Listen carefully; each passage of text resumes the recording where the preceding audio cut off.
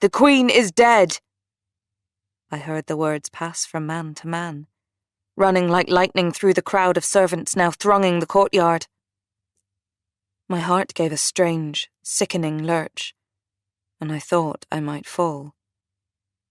I opened the casement to call down to Robert, to ask if it were true, but then I saw that he was leaving already. They were leading out another horse for him, a showy white stallion that disliked the morning chill as much as I did, and was sidestepping and trying to rear. Robert brought him under control with a ruthless hand, turning once more for the bridge over the moat.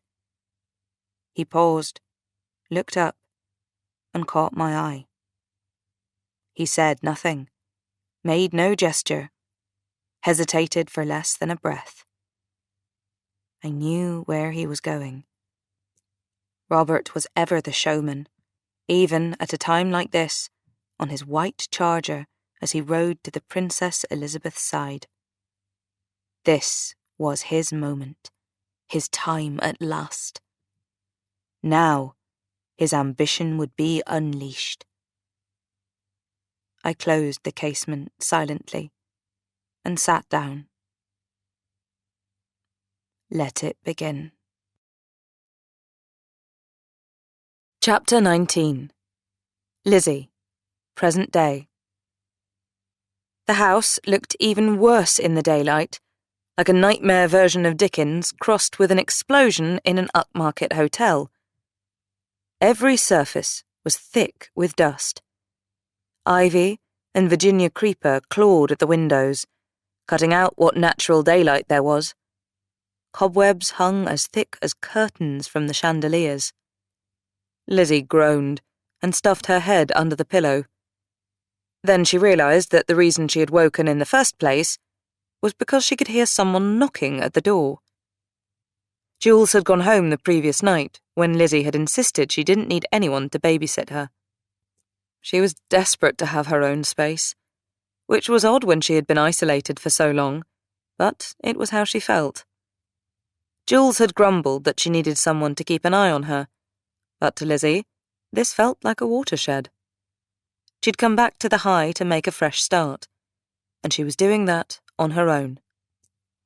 She'd had a hot shower, drunk some tea, and eaten some toast that Jules had whisked up, and had fallen into a deep and dreamless sleep, much to her own surprise.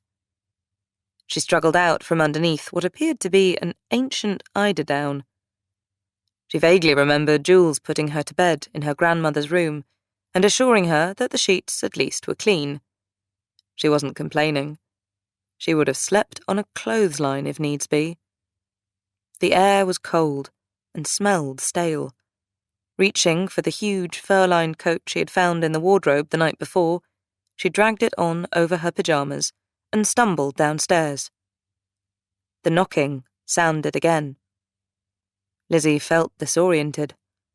There couldn't be anyone at the door, because they couldn't get past the huge gates, and even if they had, she shouldn't open up, because it was probably some paps who had discovered where she was.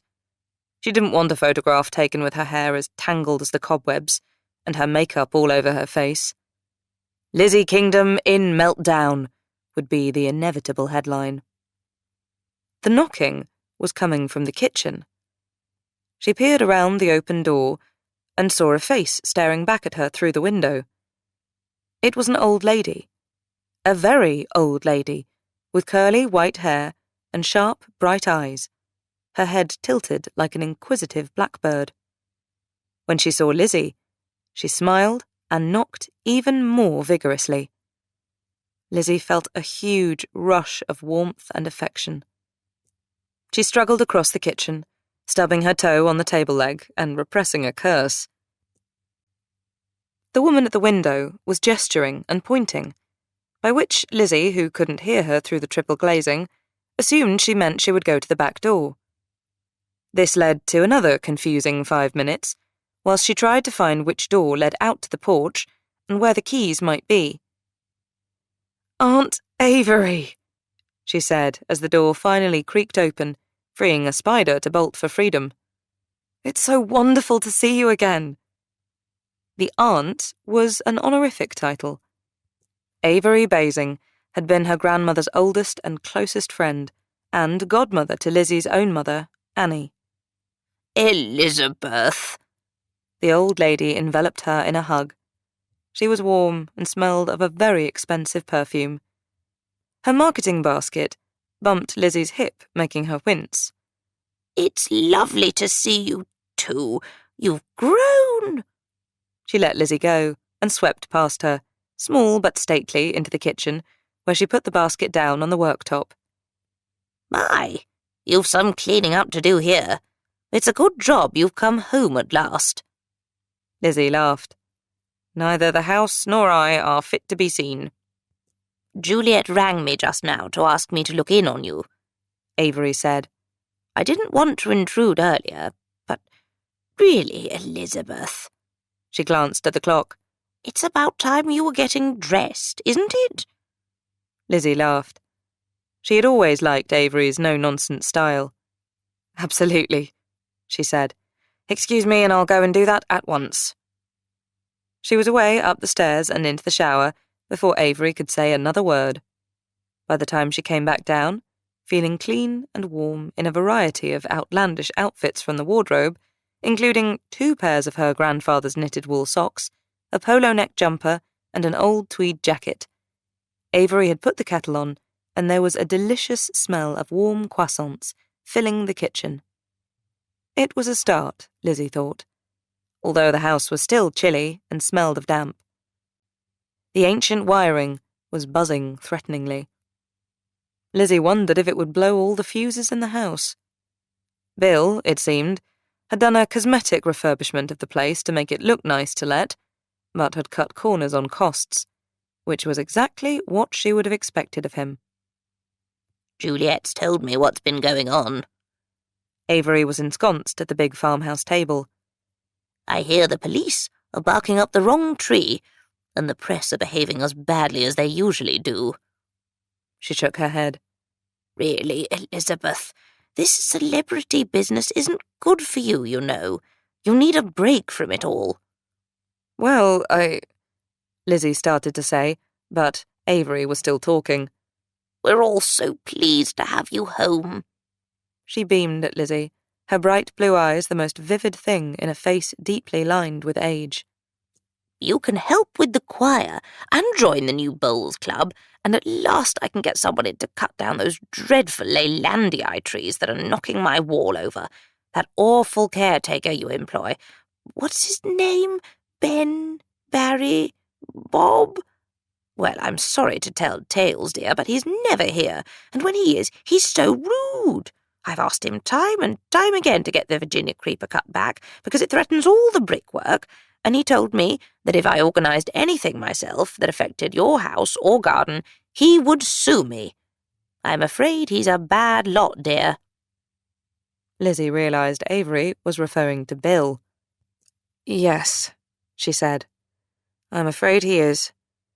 I'm very sorry I didn't realise. I've been a bit too wrapped up in things. Not to worry. Avery was bracing. You'll have it sorted in no time, I'm sure. I'll add it to the list of things to do, Lizzie promised, along with calling in the tree surgeons and a gardener and a cleaning company. Avery looked horrified.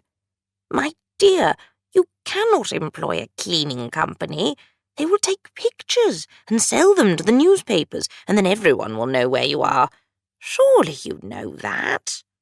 We thought— She shot Lizzie a sharp look. —that you came here for some privacy. Well, yes, Lizzie said, but I can't tackle the whole house myself. It's too much of a mess. I really have let Bill get away with so much because I couldn't be bothered. She pulled a face. I'm sorry I've neglected the high so badly. I feel as though I've let the family down in some way. Avery patted her hand. You're a busy girl. We all understand. And I know it's never been a favourite place of yours. No, Lizzie admitted. After my mother died, I came to hate the place. But I think that was much more to do with Dad than anything else. Now, it feels much more like home again. Oh, well, your father. Avery's shrug encompassed everything there was to say about Harry Kingdom. Such a vulgar man. I'm sorry to say it, Elizabeth, but it's true. When he changed the name of the High to the High Kingdom, I thought that summed him up. She cocked her head. Is he still alive? I don't recall seeing an obituary. Just about, Lizzie said. We haven't spoken for years. He's with his 5th wife now, and runs a nightclub in California. Each to their own, I suppose, Avery said, with a sniff that indicated just how much she disapproved of Harry Kingdom. Lizzie smothered a smile. I promise I won't let the place go again, she said. And I need a piano tuner for the baby grand, she added. I'd like to write some songs. I know someone, Avery said. He tends to my Bechstein. He's very discreet. I don't believe he even owns a mobile phone, so there's no likelihood that he would think of posting pictures of your house online. That would be wonderful, thank you, Lizzie said. The croissants will be ready in a minute, Avery said. Would you be a dear and make the tea? I'll go and fix the heating. I'm a hardy creature, Elizabeth, but it is Arctic in here. She looked Lizzie up and down. No wonder you're wearing such practical attire. Jules and I did try to get the heating going. Lizzie immediately felt defensive. We tried to turn it on last night when we arrived, but we couldn't get it working. I'll have it on in a jiffy. Avery was already heading towards the door of the utility room. I have the same system. I'll just press random buttons until something happens. Lizzie found a teapot, warmed it, and added 3 bags. She imagined Avery wouldn't approve of weak tea. The croissants were crispy, and she found the butter and milk Jules had stocked up with. Heavenly, she said, as the heating hummed into life, and Avery re-entered the kitchen, dusting her palms. Thank you so much. They aren't homemade croissants, Avery said. I am terrible at cooking, and I hate baking with a passion, but we do have a couple of excellent delicatessens in town that stock wonderful bread. She was rummaging in the cupboard. Here we are, your grandmother's last batch of whiskey marmalade. It will have matured nicely with all that alcohol in it. Ah, how we used to enjoy our nightcap of single malt together. I don't remember her very well, Lizzie said regretfully. I only have impressions of her, really. That she was very tall, that she had hair almost the same colour as mine, and that she smelled of one of those famous 1990s perfumes. Was it Coty? I remember the bottles. They were so elegant. I wanted to be like her when I grew up. Vanilla Fields. Avery smiled. Yes, she was a very elegant woman. You have a great look of her. I often think... She stopped. What is it? Lizzie had a mouthful of delicious croissant. Not very elegant at all. Her grandmother would not have been proud of her. Avery shook her head. Oh, just what a terrible tragedy it all was, she said. The light had gone out of her eyes. Like some sort of appalling play, with everyone dying in a uniquely horrible way. First your grandparents, and then your mother. She should never have married Harry Kingdom. She shook her head. I'm sorry if I offend you, dear, but he was never going to be a faithful husband. To have multiple wives or partners, plus all those other women, it has to be a sign of a very unsteady temperament. He used to claim it was the triumph of hope over experience, Lizzie said. But basically that was just an excuse for his womanizing. He's not a very nice person. She picked up another croissant. This one had chocolate sprinkles on the top. For a while, I was afraid you might follow in your mother's footsteps and fall for that squalid fellow the papers are so fascinated with, Avery declared. She poured another cup of tea for both of them. Oh, don't misunderstand me. He is terribly good-looking, and I can quite see why women adore him. After all, poor Amelia Robsart was dotty about him for a while, but they had a name for his sort in my mother's day, you know, dear. He would have been spoken of as a cad. You're talking about Dudley, Lizzie said, her lips twitching. Well, of course. Dudley Lester. Avery shook her head in disgust. He's a dreadful Lothario. I know you've been friends forever, dear, but don't step over that line. Not that we think you have, she added. We all know it's complete nonsense. We weren't surprised to hear about Lettice Knowles. She fixed Lizzie with her very clear blue gaze. You need to find yourself a nice beau, my dear. Would you like another croissant? I couldn't squeeze any more in, thank you, Lizzie said. She was simultaneously distracted by Avery's use of the word beau and the fact that she was as on top of all the gossip as any celebrity reporter. I didn't realize you knew Amelia, she said. How was that? I know everyone, dear, Avery said benignly. Amelia's mother, Jessica Scott, was a client of mine in London in the 1980s. I was a fashion designer, she added, seeing Lizzie's look of bemusement. I'm very disappointed you haven't heard of me. I designed the dress Jessica wore for the premiere of Chariots of Fire. It was known as the naked dress ever after, and quite stole the show. I'm so sorry, Lizzie said. I'd have liked to see that. I'll show you the photographs, Avery said with a smile. Celebrity is very fleeting, Elizabeth dear. None of us are immortal, as you'll discover. Lizzie laughed. I think I've already learned that, she said. Do you know Amelia's brothers and sisters as well? Not the younger ones, Avery said. Not the poor boy that's disappeared. Her expression lightened a little. I know Arthur. I knew his fiancée Mia, too. I thought she was called Jenna, Lizzie said. Jenna, Avery said vaguely. Of course. Yes, she was a sweet girl, but so frail. In spirit, I mean. For a while, they were all so close. Arthur and Jenna and Dudley and Amelia, before it all turned sour. Amelia bought Oakhanger Hall from me, you know. It had been in my family for centuries. And then she did all those appalling alterations, she added thoughtfully, as though it didn't look like a dog's breakfast already. I hadn't realised, Lizzie said slowly. That Oakhanger had belonged to your family, I mean. I've only been there the once, when Dudley and Amelia got married. Don't go back, Avery said, and suddenly her voice was devoid of all warmth. It's not a good place, Elizabeth. There's something wrong with it. My ancestor built it from the stones of Cumnor Place. She spread her hands expressively. What can you expect if you build the memory of a tragedy into the very fabric of a new building? Nothing happy will come of it, that's for sure. And so it proved, with Amelia falling down the stairs. She shuddered. Just like poor Amy Robsart. Lizzie felt the light brush of something along her spine, like feathers or cobwebs. She shivered convulsively. Who? She said.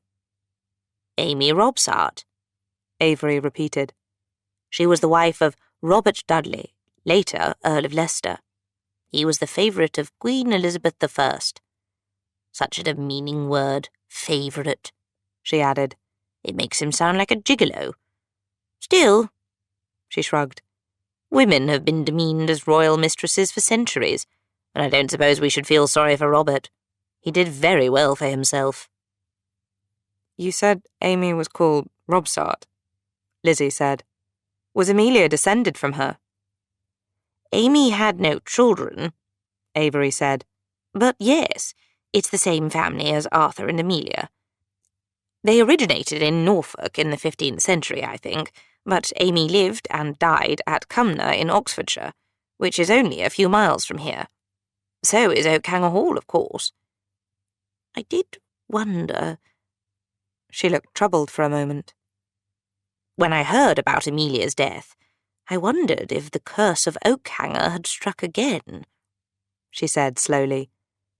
It sounds fanciful, but it has happened a number of times before, and the circumstances were so similar, I could not help but think on it. My son tells me I'm a silly old woman, but he is a quantity surveyor and has very little imagination.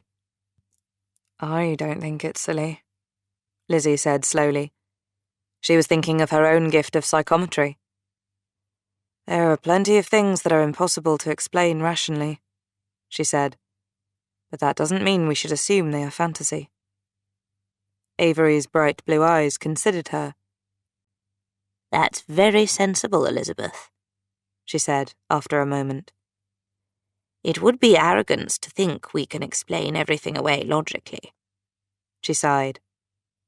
When I first set foot in Oakhanger Hall, I knew there was something wrong about it, something awry. It was the fault of the 3rd Earl Basing. When Cumnor Hall fell into disrepair in the early 19th century, he took the stone to build his new manor at Oakhanger and to repair the church there. Not that he was particularly mean with money, she added with a twinkle in her eye. The Basings were extravagant to a fault, but it was a common practice in the past to reuse the materials from old buildings. All those monasteries that Henry VIII destroyed. There are pieces of them in buildings all over the country, and bits of Roman villas, too. We're a magpie breed.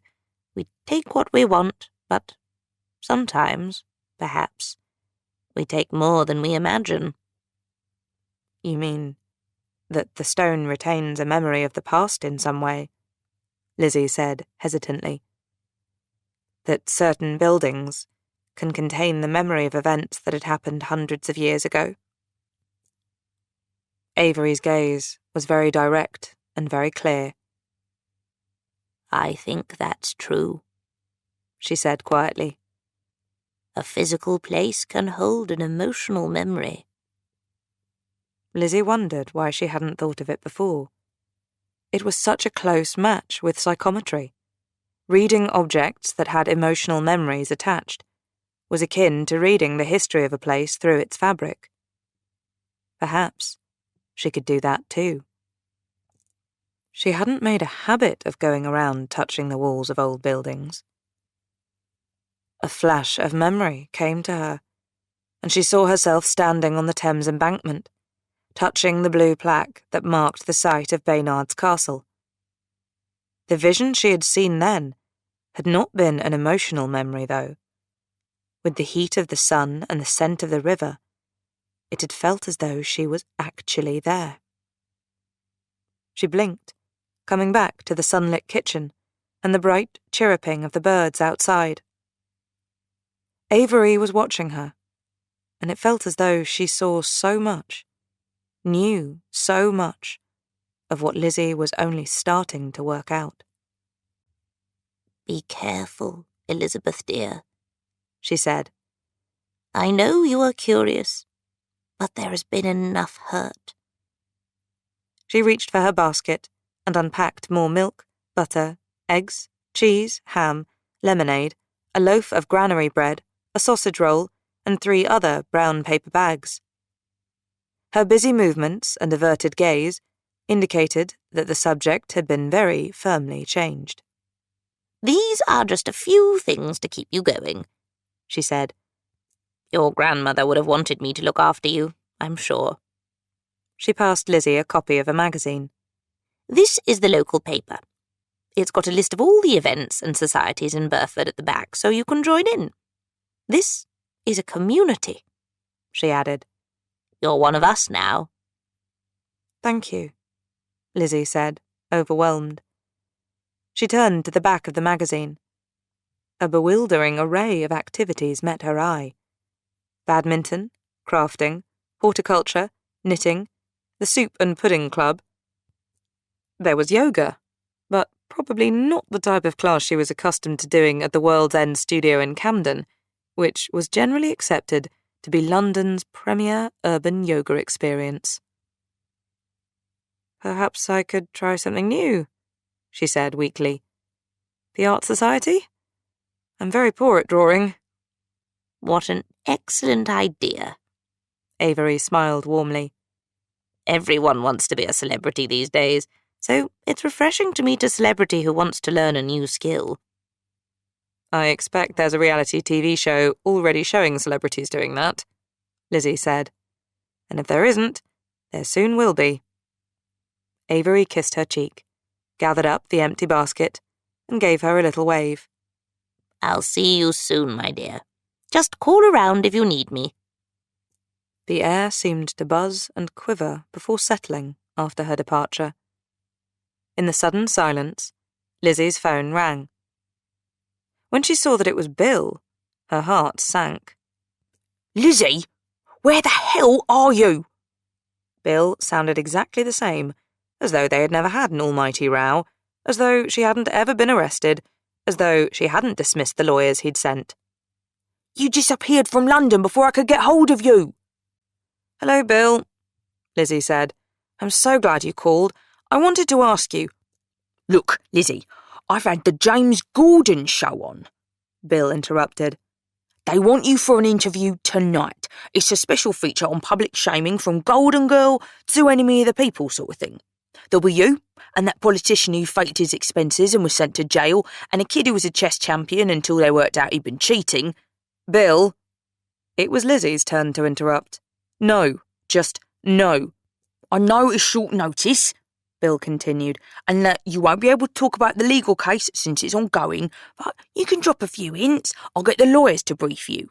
I'll send a car if you tell me where you are, and the producers of Famous and Frozen have been in touch. You know, it's the show where celebrities are abandoned in the Arctic for weeks with just a tent and a few tins of food. They thought the public might like to see you tackling something like that as a kind of punishment. Again, Lizzie said. No, thank you. But as you're on the line, can I ask why you let the High get so run down when I was paying for a caretaker and a gardener? Where? Bill said. Look, where are you? At the High, Lizzie said, hence the question. Right, Bill said. Right. He sounded slightly more cautious now, as though the penny had finally dropped. You're in Burford, of course. That's where you said you'd go. I didn't really think you'd do it. Clearly not, Lizzie said warmly. Whilst Jules helps me sort out this legal mess, I'm going to be writing some music, just like I mentioned. Or I will be when I get the house cleaned, and the garden cleared, and the piano tuned, and all the other stuff done that I was paying you to sort out. Look, Lizzie, Bill said, there was no point throwing money away on that place. I invested it for you instead. I'll give Francis a call. Ask him to send you the financial details. Bill, Lizzie thought, had never been so keen to involve her in discussions with her accountants before. Please do call Francis, she said. Tell him I'm moving my business to Carpenter's. Oh, and Bill, you're fired. She pressed the button to end the call. It felt good. She felt free. Humming a few lines of music under her breath, she went into the library.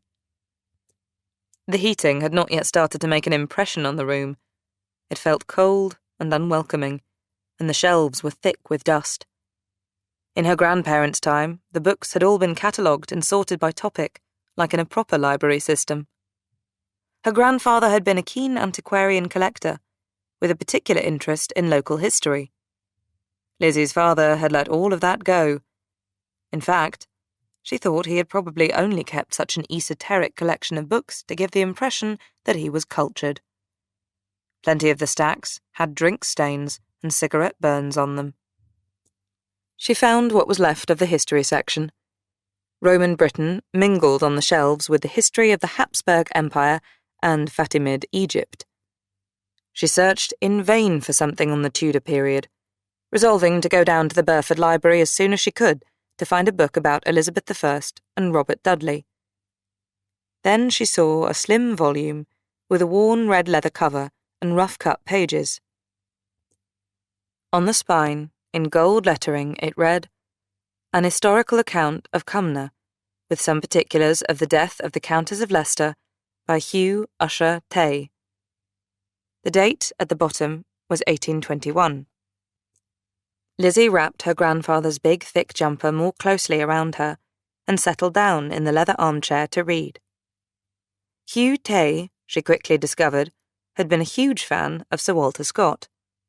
Scott had based his book Kenilworth on the story of Amy Robsart, and this had heavily influenced Tay, who saw Amy as a tragic and ill-treated heroine, the victim of a ruthless and ambitious man. For all Lizzie knew, this could well have been the case, but she thought Amy sounded rather feeble. Whilst Robert Dudley was living it up at the court of Queen Elizabeth I, Amy pined away, neglected and alone in the Oxfordshire countryside. Eventually Robert, keen to be rid of his inconvenient wife in order to marry the Queen, had allegedly arranged Amy's murder.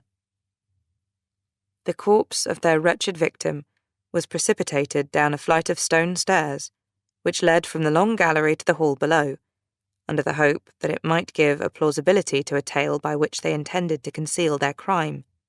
Lizzie read, in Tay's lurid prose. From this time, the vengeance of heaven appears to have fallen, not only on the perpetrators of this atrocious murder, but also on the house in which it was committed. Lizzie shivered violently.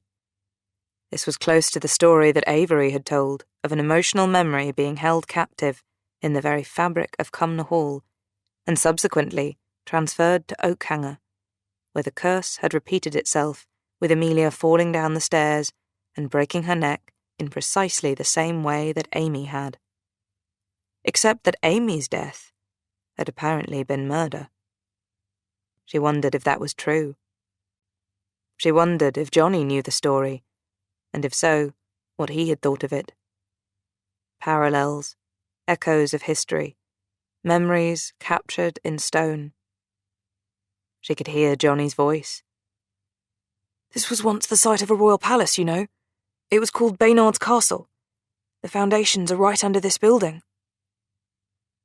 Down by the river, he had caught her hand and pulled her over to the wall to show her the plaque. When she had touched it, Johnny had been right beside her. She had seen his shadow in the vision, cutting across the sun. She thought about the CCTV footage and the explosion of white light. Perhaps that had been a manifestation of the psychometry that couldn't be caught by the naked eye, in the way that spirit orbs were apparently captured on camera. She knew very little about that sort of thing, but it might explain the lack of any physical evidence at the scene. Nothing, though, could explain why Johnny had been there one moment, caught in the frame, and the next, he had gone. Unless... She could see him sitting in the kitchen that night, the chocolate cup in front of him, spoon in hand, and he had asked her if she had the gift of time travel as well as the gift of psychometry. And she had laughed it off, because of course time travel was a fantasy, wasn't it? Johnny, the Fey one, the one with the telepathic gift. He had seemed so much more at ease with the psychic stuff than she was. He knew she possessed the gift of psychometry. He'd seen her read The Stone Angel when he had been only 6 years old. He'd seen her read Arthur's mind that day at the flat. He knew she could read objects and people, and he had suggested that her gift was a great one, and that she shouldn't be afraid of it. Perhaps he had already suspected that she could connect to the memories captured in buildings as well as in objects. Perhaps he had wanted to test that theory by taking her down to the remains of Baynard's Castle and seeing if she could call a memory from the stone. It would explain why he had asked her to go with him that night. The book clattered to the floor as Lizzie jumped to her feet. She didn't notice. She walked over to the window, touching the cold, cobwebbed panes, trying to clear her mind. Johnny understood her psychic powers so much better than she knew them herself. There could be a number of explanations for that, but given that he had admitted to being telepathic himself, one reason might be that he was a great deal more gifted than she was. She had assumed that his talent for telepathy worked only with Amelia. It certainly hadn't existed with her, and Arthur had referred to it as Johnny and Amelia's party trick. She hadn't imagined that Johnny might have other paranormal abilities, as he hadn't mentioned them to her at all. But perhaps that had been deliberate. Perhaps he had not wanted her to know. He had told her enough so that she had thought they were kindred spirits, but not so much that he would scare her. She saw again the picture from the embankment. Johnny had been beside her. She had touched the stone and inadvertently called up the vision of the old palace. And then Johnny was gone. She could hear Arthur telling her that his brother had a habit of disappearing, and behind that was the memory of something that Dudley had said. Something about Johnny vanishing practically in front of his eyes. She'd assumed it was a figure of speech, but perhaps it was not. Lizzie pressed her forehead to the glass and closed her eyes. She remembered Johnny talking about Amelia's death, the desperation in his voice, and the pain. Millie's death hurts like hell on earth. I'd do anything to bring her back. Anything I could. When she'd picked up Johnny's green notebook, she had felt the echo of those same emotions from him. She closed her eyes, trying to conjure once more the sense she had when she had held the notebook in her hand. She needed to speak to Arthur, needed the notebook back. All the clues would be in there, she was sure. And if she held it again, she would know. She bent to pick up the book about Amy Robsart. She thought about Avery telling her that there was a curse on the Robsart family that had repeated down the years for centuries, a curse that had now claimed Amelia. If Johnny wanted to break that curse, would he stop at nothing to do it? Would he go back in time to try to save Amelia? Or would he need to go back further still, to a palace that had been built hundreds of years before, to find Amy Robsart and save her, in order to stop the whole pattern from repeating down through time? Lizzie turned the idea over in her mind very carefully, half afraid that she was losing her own sanity. No one could ever believe such an irrational theory. She acknowledged it. If psychometry sounded fanciful, time travel was surely impossible, utter madness. Yet Johnny had vanished without trace. Johnny, who was psychic, who had a habit of disappearing at will, who wanted to save his sister's life. Lizzie knew she was right. She sensed it. She also had no idea how to find Johnny, and she knew she had even less chance of bringing him back. Chapter 20. Amy, Melford Hall, Suffolk, May 1559. It was a long journey from Throcking into Suffolk, further than I had gone to carry Robert's messages to the Princess Elizabeth in Hatfield, further than I had travelled alone before. I say alone, but of course I was not. I had a maid with me, and a groom, and I had the escort of William Hyde himself. He had little choice but to fall in with my plans, not when I had told him that I knew he was robbing my lord of sums of money considerably larger than those I stole myself. William had been quite unable to believe me when I had told him that if he did not accommodate my plans, I would tell Robert about his dealings. He had goggled at me, as though the curtains themselves had spoken, so accustomed was he to thinking I was of no account. Although, at first, he had laughed. "He will not believe you," he said contemptuously. "Sir Robert knows that I am his loyal servant." "I have copies of the accounts, Mr. Hyde," I said sweetly. Did you think I could not read? Could not count? What did you think I did with all my time here in the back of nowhere? Oh, of course. You never considered it. Well, now you know. He had goggled at me some more. He had blustered. But when I asked him to apprise me of Robert's exact whereabouts, for naturally Robert had not seen fit to tell me himself, he gave in. Sir Robert is in Suffolk, he said sulkily. He has business there. The Queen's business? I asked, and saw by the way his gaze slid from mine that my guess was correct. He had gone to meet with Elizabeth in secret. This interested me, for the past 6 months had been full of nothing but gossip of how he was forever in her company at court. They danced together, rode together, dined together. Whilst I was left to rot in the country, they made Elizabeth's new kingdom their playground. They made no secret of their preference for each other's company, so whatever had taken Robert on this clandestine journey had to be very important. You will escort me into Suffolk, then, I said, for I too have business with him.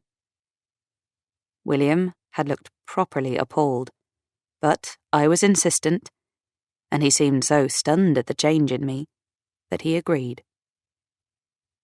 Sir Robert stays at Melford Hall, he informed me sullenly, and now, as he raised his hand to knock at the door of this fine manor, I thought what a very beautiful place Robert had chosen for his tryst with the Queen. No backstairs tumble for her. The appalled expression on the face of the steward when William Hyde introduced me was a mirror for Hyde's own a few days past. I walked straight inside. Pray, do not trouble to announce me to my lord, I said airily. I will announce myself. Madam, the steward was ashen. I do not believe Sir Robert is expecting you. No, I said. That is rather the point. Though the steward was struck dumb, and Hyde was watching, grim-faced and silent, it was not difficult to work out where Robert was housed. I simply followed a servant carrying wine. He knocked at a chamber door, and having been given the word to enter, I followed him in. Robert was sprawled in a chair before the fire. He was alone. I had guessed he would be, as had the Queen been present, Hyde and the steward between them would have made more effort to detain me. As it was, perhaps they wanted to witness what would happen when Robert's docile wife turned. I thought I would find you here, Robert, I said. I stripped off my gloves and threw them down on the chest. I realized that I was enjoying this. I felt a rush of power and excitement. I see you were expecting company, I added, glancing at the table set for two, the silver plate and the fine crystal, the flagon of wine. I'm sure she would not begrudge me refreshment. I have travelled a long way to see you. Robert leaped to his feet. It was the first time in all our acquaintance that I had been able to surprise him. It was most gratifying. He ran a hand through his hair, ruffling it like a nervous schoolboy. How did you know where I was? Oh, I glanced over my shoulder towards the passage. William told me. He escorted me here. I raised a brow. Surely you did not think I came alone. William Hyde? He looked confused. But I know, I said. He is supposed to be your loyal man, but I found a way to persuade him. I saw Robert absorb the news of William's betrayal. His mouth set grimly. He did not care for disloyalty. how? He said. That need not concern you, I said. You cannot dismiss him, I added gently. We need him. His dark gaze snapped up to mine. What do you mean? I poured for myself, since surprise seemed to have robbed him of his manners. I noted, that my hand was quite steady. Robert was not so in command of himself. His gaze darted repeatedly to the open door, so I walked over and closed it. "Pray, sit down," I said. "Do not agitate yourself. If the Queen comes—" I smiled. "Well, for once, she will have to concede her place to your wife." He shot me a look of pure hatred. "Her Majesty does not care to be kept waiting." I shrugged. "I can only imagine how difficult your life must be in that case." I raised my glass in a mocking toast. "To your future happiness." Robert poured a glass too, slopping the red wine onto the cloth, where it spread like a bloodstain. He drank it down in one gulp. "Why are you here?" he asked. "To negotiate a truce," I said. "To suggest a solution."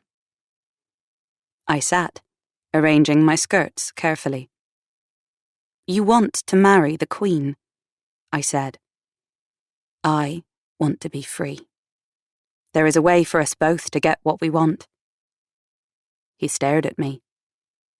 I waited to see if he would insult me with some sort of conventional denial, an expression of shock, or a false vow of affection. To his credit, he did none of those. That time was past, and we both knew it. "The Queen would never marry me," he said, "even if I were free." I thought this was probably true. From the moment I had seen Elizabeth at Hatfield, I had doubted that she would marry anyone, no matter how her advisers urged her to make a foreign alliance. Danger and experience had taught her to be wary. She would never risk compromising her power as her sister had done, never risk putting herself and her country in any man's hands. She loved Robert. She had said so. I thought she loved him a great deal, but not quite enough to put him above all else. And, being Elizabeth, she probably thought she could demand his love, his adoration, his attention, his devotion, and everything else she wanted, without giving him the ultimate prize. My aim, however, was to convince Robert of the opposite, because only if he believed he had a chance to wed her would he agree to my plan. I did not think this would be too difficult. Robert's weakness had always been his arrogance and ambition. He would want to believe he could change Elizabeth's mind and persuade her to marry him. If the path were clear. "She would change her mind," I said, "if you were free. She loves you. She told me so herself." I saw a spark leap in his eyes. Then it dulled almost immediately. His mouth turned down at the corners. "Do you think I have not considered all possible ways to achieve it?" he said. He looked at me, his gaze shadowed now. The subject wearied him. I could see it was a familiar trap, an unbearable frustration. "There can be neither annulment nor divorce for us. This leaves only—" "Death," I said. The word dropped into the silence of the room like a stone in a deep pool. "Do not tell me," I said, "that you have not considered it." "Amy." He looked uncomfortable, sheepish, too committed to lie, yet too much of a coward to admit it. "Of course you have," I said. "How could you not wish it? I die, and the path is clear." He frowned fiercely. "I would never hasten your end if that is what you fear." I was not sure whether I believed him or not. In the whispering hall of mirrors I was imprisoned in, it was all too easy to believe rumour and gossip. I did not know whether they were true or falsehood. Reason was slippery, but I grasped after it. I do believe you, I said, because to kill me would be a foolish thing to do, and though you may be a desperate man, I do not think you are a stupid one. I had his full attention now. What do you mean? If there was even the slightest suspicion that you had sought my death, I said carefully, your enemies would seize upon it. They would never let it be forgotten. The Queen cannot allow any rumour of foul play to besmirch her reputation. She would send you away, and your chance of marrying her would be gone forever. I saw the expression in his eyes, and knew in that moment that he had considered it. Perhaps he had even started to plan my murder. Desperate times bred desperate remedies, and if Robert had thought for even 1 second that he might get away with it, he would act. I should have felt afraid then, when I saw the depths to which he would go. But I did not. I sat back in my chair, stretching my aching limbs towards the fire, seeking the warmth and relaxation. It was pleasant in that little chamber, oddly comfortable and comforting, as though we were a long-married couple supping together. Think about it, I said. Don't be a fool, Robert. He had turned away from me, so that I could not read his expression. Not that I needed to see it to know. I had guessed, and guessed aright. But he did not want me to think he would have had me killed. He wanted me to believe that even with the stakes so high, he would have remained loyal to me. I knew better. It does not matter anyway, I said, as though he had spoken to deny his guilt. For there is another way.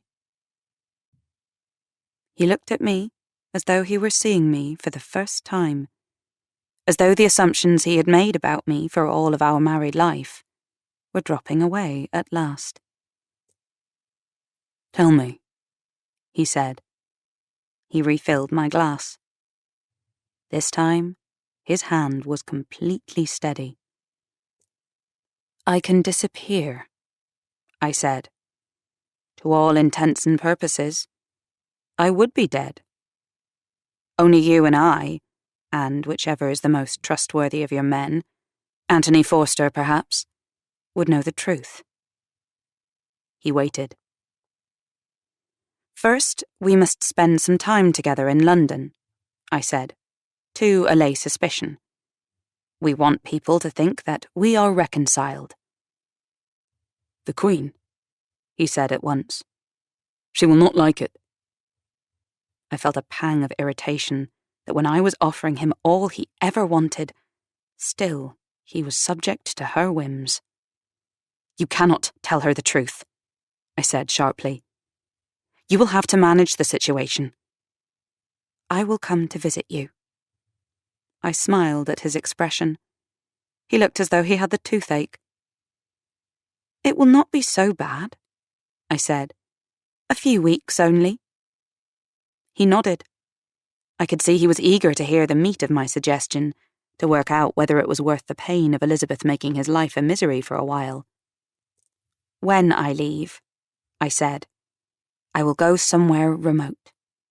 Somewhere even more isolated than Throcking. I waited for the barb to bite.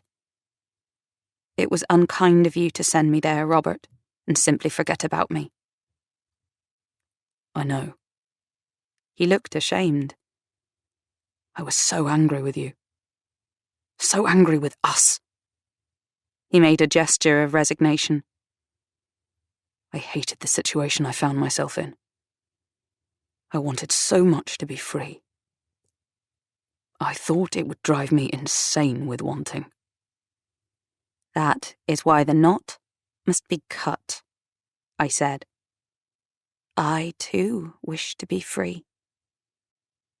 He nodded again, so eager now, malleable in my hands. How is it to be done?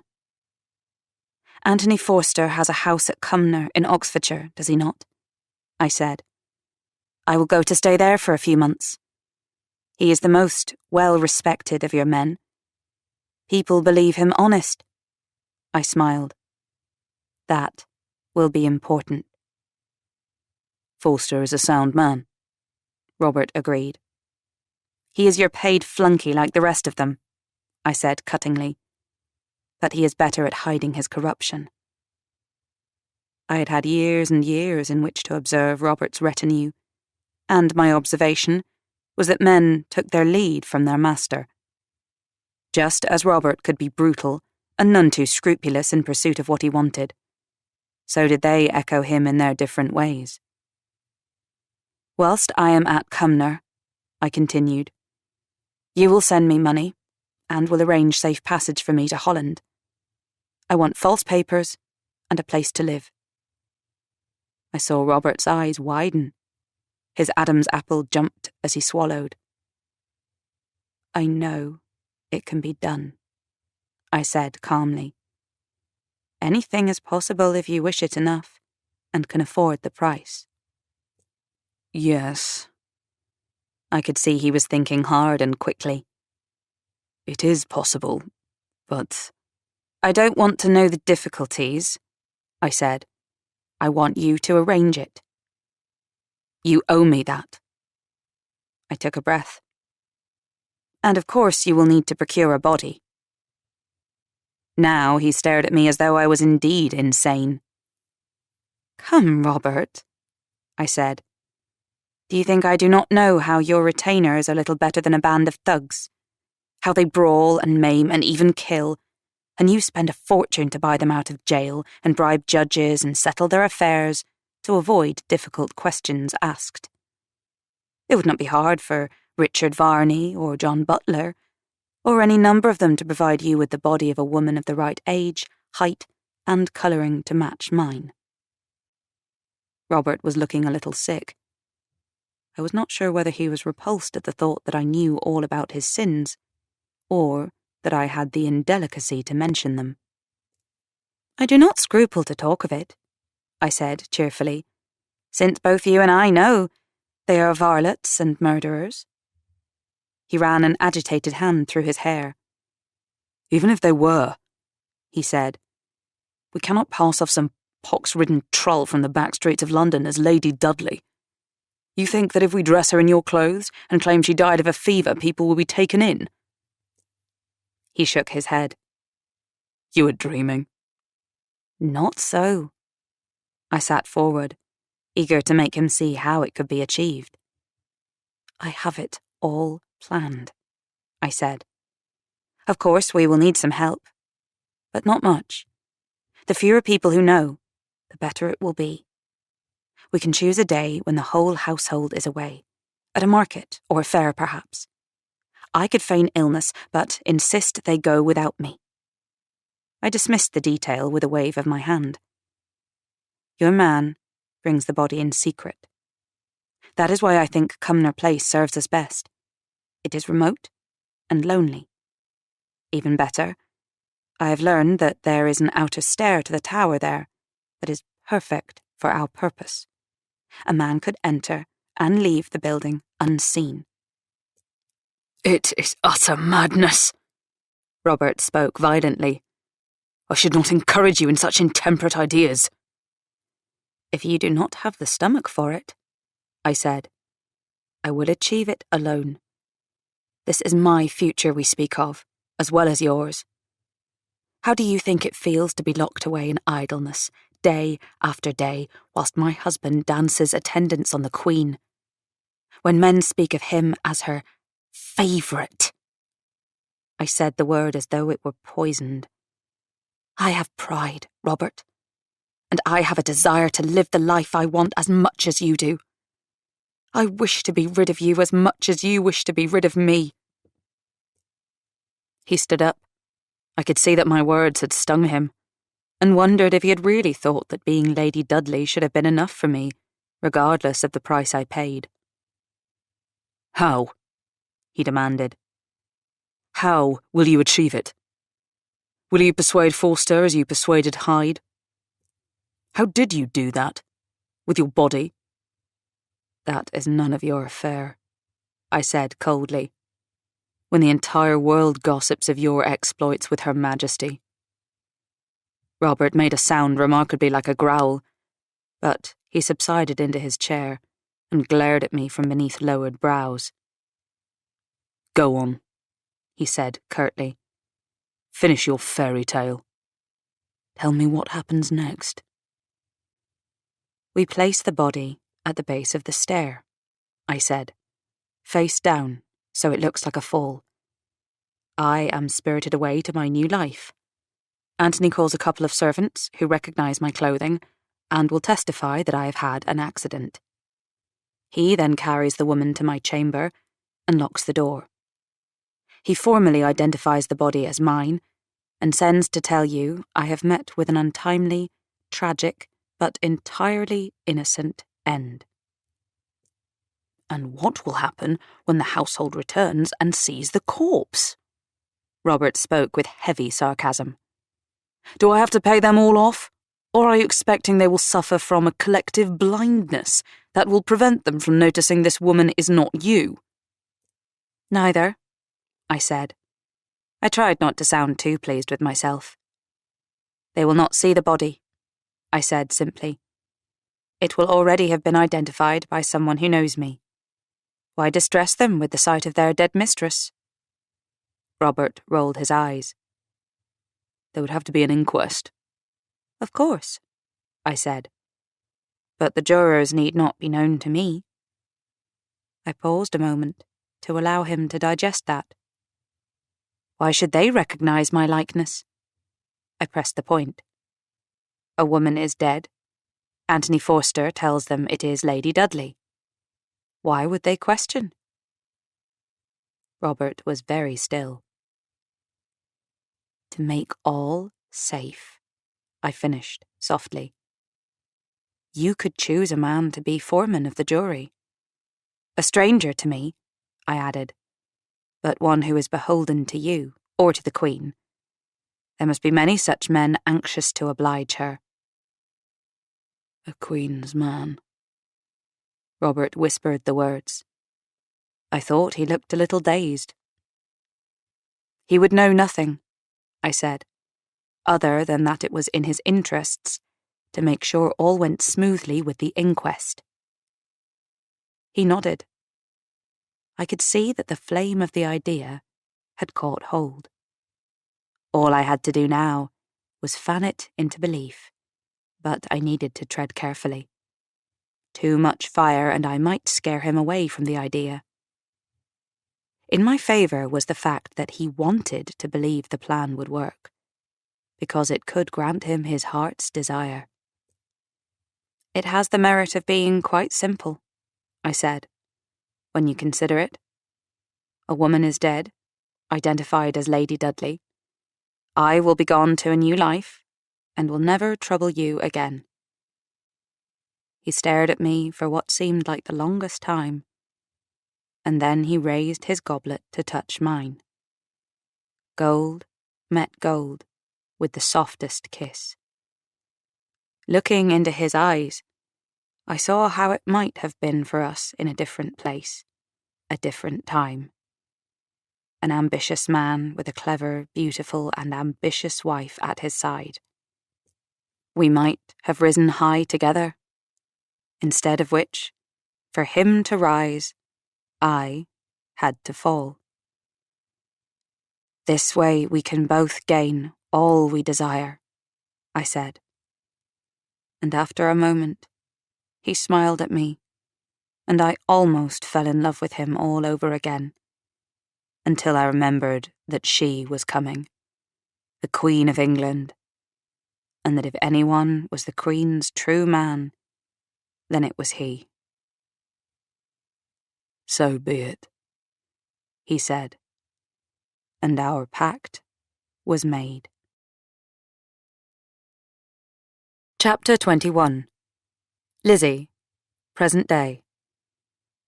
Lizzie had arranged to meet Arthur in one of the tea shops in Burford High Street. It was busy, full of shoppers and tourists, and it felt impersonal enough to give her confidence. Even so, she was edgy as she waited for him, checking the door every few seconds, aware that she didn't really know how to feel, or how it would be to see him again, let alone how to broach the subject of Johnny. Another night of broken sleep had done nothing other than give her a headache and convince her that her thoughts about Johnny's paranormal powers were the result of stress and tiredness. But even so, at the back of her mind, a stubborn instinct lingered that she was right. "Is this neutral territory?" Arthur inquired as he slid into the seat opposite her. She had been distracted by the appearance of tea in a big pot shaped like a thatched cottage, and had missed his arrival after all. He bent to brush her cheek with a light kiss, and the touch ran through her and made her disturbingly aware of him, even though it was all over in a second. "I thought it would be easier to meet here," Lizzie admitted. "I feel kind of nervous. I'm not sure why." She fidgeted with the teaspoon, looking up to see Arthur watching her with a smile in his eyes. Her stomach swooped. "Me too," he said. "You?" Lizzie stared at him. "Nervous of me?" "Not exactly of you," Arthur said. "More of us." He shrugged, slightly uncomfortably.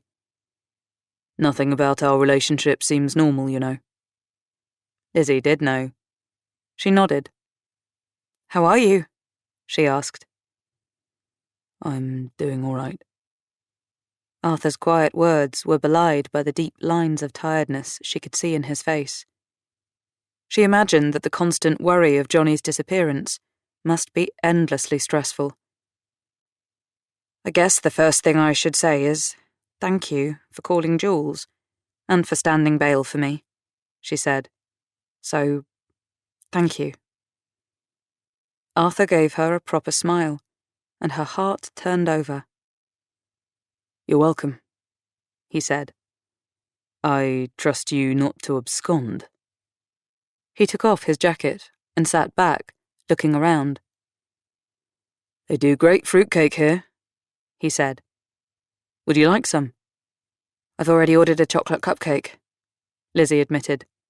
"I have a very sweet tooth." The cake arrived, and with it a latte for Arthur. He sat back in his chair and took a long, heartfelt swallow of the coffee, whilst Lizzie took the thatched roof lid off the teapot, stirred its contents and poured. She thought of all the things she needed to talk to him about, and tried to work out how to start. "Why did you do it?" she blurted out. "Why did you put up the bail money?" Arthur laughed. "That's direct. Has no one ever done you a favour before?" "Not on this scale," Lizzie said, "and not without wanting something in return." Arthur raised his brows. "And that's cynical." "You didn't tell the police about Johnny's notebook either," Lizzie said bluntly. "Why not?" "Is this an interrogation?" Arthur looked to be enjoying himself. "If you like," Lizzie said. "Why didn't you tell them?" Reaching into his pocket, Arthur tossed the green notebook down onto the table between them. "I didn't think it would do you any favours if they knew it had been found in your flat." "That's true," Lizzie said, "especially since Johnny's phone was apparently found there. Did you plant it on me?" "I'd hardly plant one piece of incriminating evidence and remove another, would I?" Arthur said. "You might," Lizzie said, "if it was a double bluff." "I don't even begin to understand that," Arthur said. He leaned forward. "Look, Lizzie, I'm a pretty straightforward sort of person. I don't play games. You'll just have to take my word for it that I didn't plant the phone on you. Anna says she didn't put it there either, so Johnny must have dropped it and you simply didn't notice sooner." "I don't think so," Lizzie said, frowning. Johnny told me he had left his phone in the car. Unfortunately, he didn't say who had given him a lift the night he came to find me. It was just a casual remark at the time, and I didn't think to ask. Well, it wasn't me, Arthur said, and Anna doesn't have a car. Okay. Lizzie's shoulders slumped. I suppose it's just another thing that doesn't make sense then. There was quiet for a moment. The waitress brought Arthur a piece of fruitcake and another chocolate cupcake for Lizzie. All around them the shop hummed with visitors and chatter. It felt warm, and the air was scented with freshly baked cakes. But Lizzie still felt edgy. She thought about letting the whole time travel thing go, ignoring her instincts and not saying anything to Arthur. Then she wondered if that made her sensible or just a coward. I had something else to ask you, she said in a rush. Her palm itched, and she closed her fingers tightly over it. This is going to sound weird, she said, but bear with me. Arthur looked amused. Is it weirder than all the other stuff that's already happened? Yes, Lizzie said. Much. She took a deep breath. Okay. I'm just going to go for it. You mentioned in passing that Johnny has a bit of a habit of disappearing. Dudley said the same thing. I wondered whether you meant he would just wander off somewhere to be on his own and then come back when he felt like it, or whether there was more to it than that. She saw Arthur's frown and hurried on. I mean, has he vanished for long periods of time before? Or has he, I don't know, just seemed to be there one moment and be gone the next? She thought she was probably expressing herself very badly, but couldn't see how to put it any better. She wasn't ready to blurt out that she thought Johnny travelled in time, and she didn't think Arthur would be ready to hear that either. Arthur started to speak, then checked himself. Why do you ask? He said quietly. Lizzie looked him in the eye. I can't tell you that right now. Please, Arthur, believe me, this is very important. All right, Arthur said. But tell me first what Dudley said. Not much, Lizzie said. It was whilst he was telling me about how he'd reported Johnny for threatening him. I'm afraid I jumped down his throat. I wish I hadn't now, but at the time I didn't realise how important it might be. She closed her eyes for a second, trying to remember Dudley's precise words. He said that Johnny was always saying weird stuff and appearing and disappearing like a ghost, and that once, at Oakhanger, Johnny and Amelia were playing some childish trick where he vanished like it was magic. Arthur had turned very pale, and his mouth was set in a grim line. It's odd you should mention that, he said slowly. Because my immediate reaction to what you asked was that, yes, Johnny would sometimes wander off on his own. But there was no more to it than that. Then I remembered something. Lizzie's heart speeded up. She found that she desperately wanted to eat another cupcake, as was so often the case when she felt stressed, but this wasn't the moment to order a third, so she sat on her hands. It was when Johnny was a kid, Arthur said. About 7 or 8, I suppose. We were at our dad's place in Norfolk, and Johnny just disappeared. Literally seemed to vanish into thin air. He was gone for hours. Jess, Johnny's mum, was frantic. We searched everywhere, and then he just popped up again, as though nothing had happened. He said he'd been playing with Amy. We assumed he meant Amelia, and that made Jess even angrier, because Amelia wasn't even there that day, so he had to be lying. Lizzie's mouth was dry. Perhaps he wasn't lying, she said. After all, that's pretty much what he's done now. There was a very long silence. She let it spin out. Jules told me about the CCTV, Arthur said at last. I haven't seen it, but I have to admit that was what it sounded like. He met her gaze. You do know what you're suggesting? He sounded almost angry. You're implying that Johnny has the ability to travel to a different dimension of time, which is a physical impossibility. By all conventional measures, Lizzie said steadily. All of the things we've been talking about are impossible. Psychometry, telepathy. She shrugged. If you believe that there are things we can neither explain nor understand scientifically, and manifestly there are, then this is only one other thing on the list. Arthur was silent again.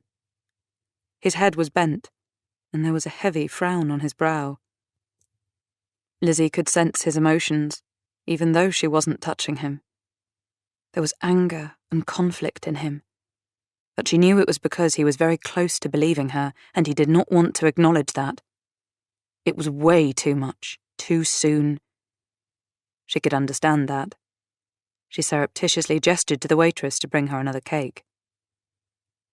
Johnny could be in Scotland, or Peru, or on a beach in Bali, Arthur said. All of those are far more likely scenarios than that he's somehow gone back in time. I agree, Lizzie said steadily. And if Johnny pops up having spent a fortnight in Bali, I'll be delighted. But I don't think he will. She leaned forward. You don't really think he will either, do you, Arthur? Arthur scrubbed an exasperated hand through his hair. It's insane. Even if it were a physical possibility, why would he want to go back? Where would he go? What is he trying to achieve? I think I know the answer to that, Lizzie said. I think Johnny believes that if he can change the past, he will be able to prevent Amelia's death. The past can't be altered to change the present, Arthur argued. I'm not even going to start on the butterfly effect or parallel universes or all those theories. He stopped. Are you eating cake at a time like this? I can't help it, Lizzie said, her mouth full of icing. I have a sweet tooth and stress gives me a sugar craving. She swallowed. Arthur, the point is not what we believe, but what Johnny believes. To stand any chance of finding him, we need to think like he did. Arthur swore. You really believe this, don't you? His dark gaze fastened on her. Shit. He shook his head. I can't believe we're even talking about this, and at the same time I can.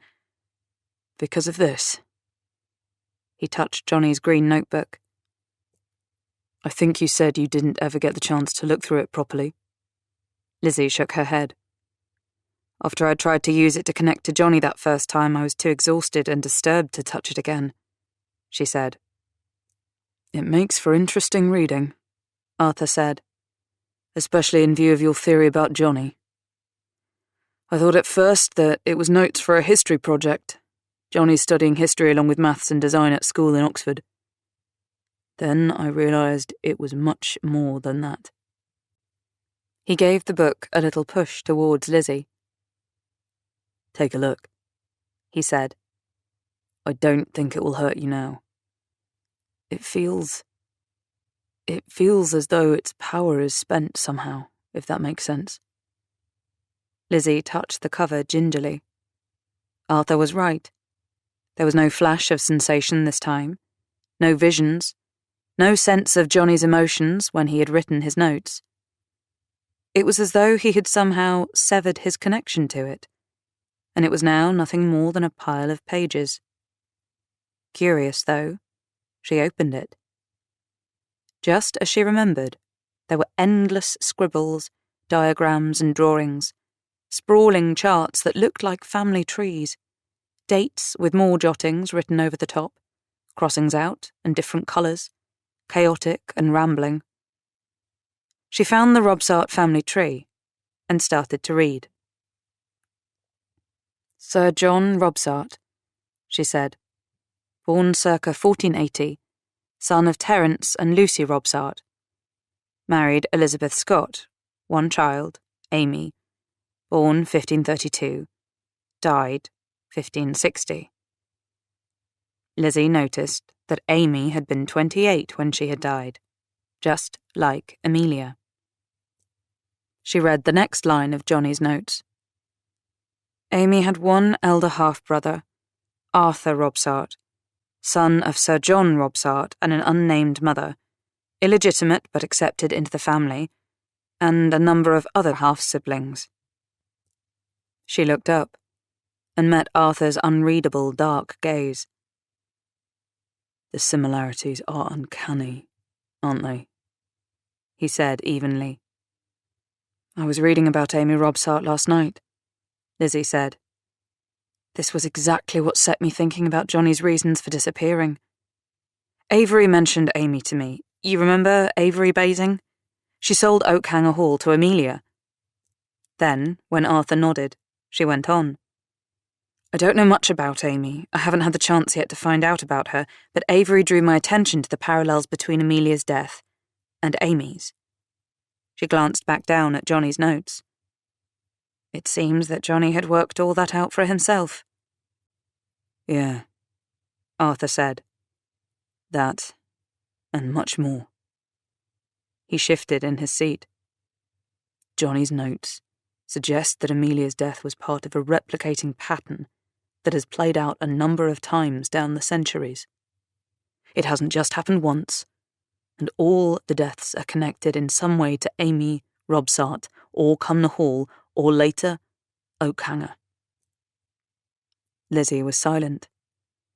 Around her she was aware of the chink of china and the hum of voices, the repeated ring of the bell as the shop door opened, the scent of cinnamon and chocolate. It felt reassuring and distant at the same time. Avery suggested much the same thing, she said. She thinks there is something evil trapped in the fabric of Oakhanger Hall, and that it draws on the original tragedy of Amy Robsart's death. Despite the scented warmth of the shop, she shuddered. Her tea had gone cold. She looked around for a waitress to request a refill. That sounds like stone tape theory, Arthur said. Then, at her blank look, explained. It was a Victorian pseudoscience and became fashionable all over again in the 1970s, when someone made a movie about it. Stone tape theory. Lizzie picked up the notebook again. Isn't there something about that in here? She flicked through the pages. Yes, here. She read aloud from Johnny's notes. The stone tape theory speculates that inanimate materials can absorb energy from living beings. A recording is laid down during moments of high tension or emotion. This stored energy can then be released, resulting in a display of the recorded activity. In some cases, place memories can be replayed by gifted individuals who claim to be able to interact with the events that are released. She looked up. I guess that individual would be me, she said bleakly. That's what happened at Baynard's Castle, except that I was the one who released the memory, and Johnny was the one who interacted with it. It was just like reading an object, only more intense. It's hard to believe that Johnny set all this up, Arthur said. Would he really stitch you up like this? He seemed to quite like you. I think he felt bad about it, Lizzie said. But yeah, I do believe that he was so fixated on saving Amelia that he would have done just about anything to achieve that. I guess so, Arthur said. You know, you're the Queen Elizabeth I equivalent in this version of the story, if Johnny's theory is to be believed. Which has to be one of the most bizarre aspects of this apparent repeating pattern, Lizzie said. I'm nothing like her. There are similarities. For the first time in a long while, Arthur smiled. The red hair, the strong personality, and he nodded at the crumbs on her plate. The sweet tooth. You mean I'm a diva? Lizzie said. She sighed. Well, you could be right. She looked round. The tea shop had emptied whilst they were sitting there, and the staff were rather ostentatiously polishing the tables and looking at them sideways. I think we've outstayed our welcome, she said. They want to clean up. We'd better go. They paid the bill and went out onto the high street. Daylight was fading. The church clock chimed 5. The stream of cars up the hill seemed relentless. It's an odd mix, isn't it? Lizzie said. All this noise and modernity in a place that looks like a costume drama film set. It's managed to keep its character, though, despite everything, Arthur said. Burford's a beautiful place. I'll drive you back, he added. Protect you from the paparazzi. Thanks, Lizzie said. She pulled on a felt hat of her grandmother's that was adorned with an outsized flower. That hat totally works, Arthur said, straight-faced. No one will recognize you at all. I'm sure no one cares, really, Lizzie said, sliding into the passenger seat of the Land Rover. It's refreshing. Actually, I could walk, she added as the vehicle roared into life, setting the little phoenix charm above the dashboard swinging and making a number of tourists jump. I'm only 2 minutes away. It's no problem, Arthur said. He pulled out into the traffic and waved his thanks. I'd like to see the High. It's supposed to be a nice example of Georgian architecture. It's not a good example of anything at the moment, Lizzie said. Apart from what can happen when nature takes over. Renovating is on my list of things to do, she added, along with trying to decide what I want to do next with my life. Any thoughts? Arthur gave her a sideways glance. I know you said you were planning on writing music again, but you could do anything else you want to. Travel, go to university, set up a charity. Or all of those, Lizzie said. I'll let you know. The High is here on the left, she added, gesturing to him to go through the wrought iron gates. I told you it was close. The Land Rover roared over the gravel and drew to a stop at the front door.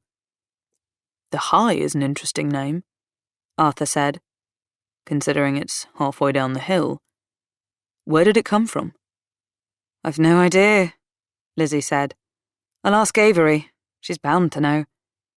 Before I forget, there was one other thing I wanted to tell you. Only the one?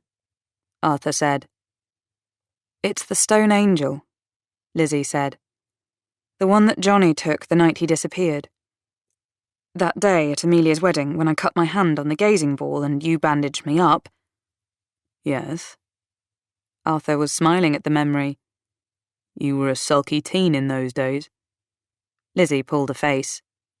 Please, don't remind me, she sighed. When I touched the Stone Angel that afternoon, I saw a vision. Or, more accurately, I experienced one. She swallowed hard, holding Arthur's gaze. Arthur, I felt as though I was falling. I could feel the air rushing past, and I felt utterly terrified.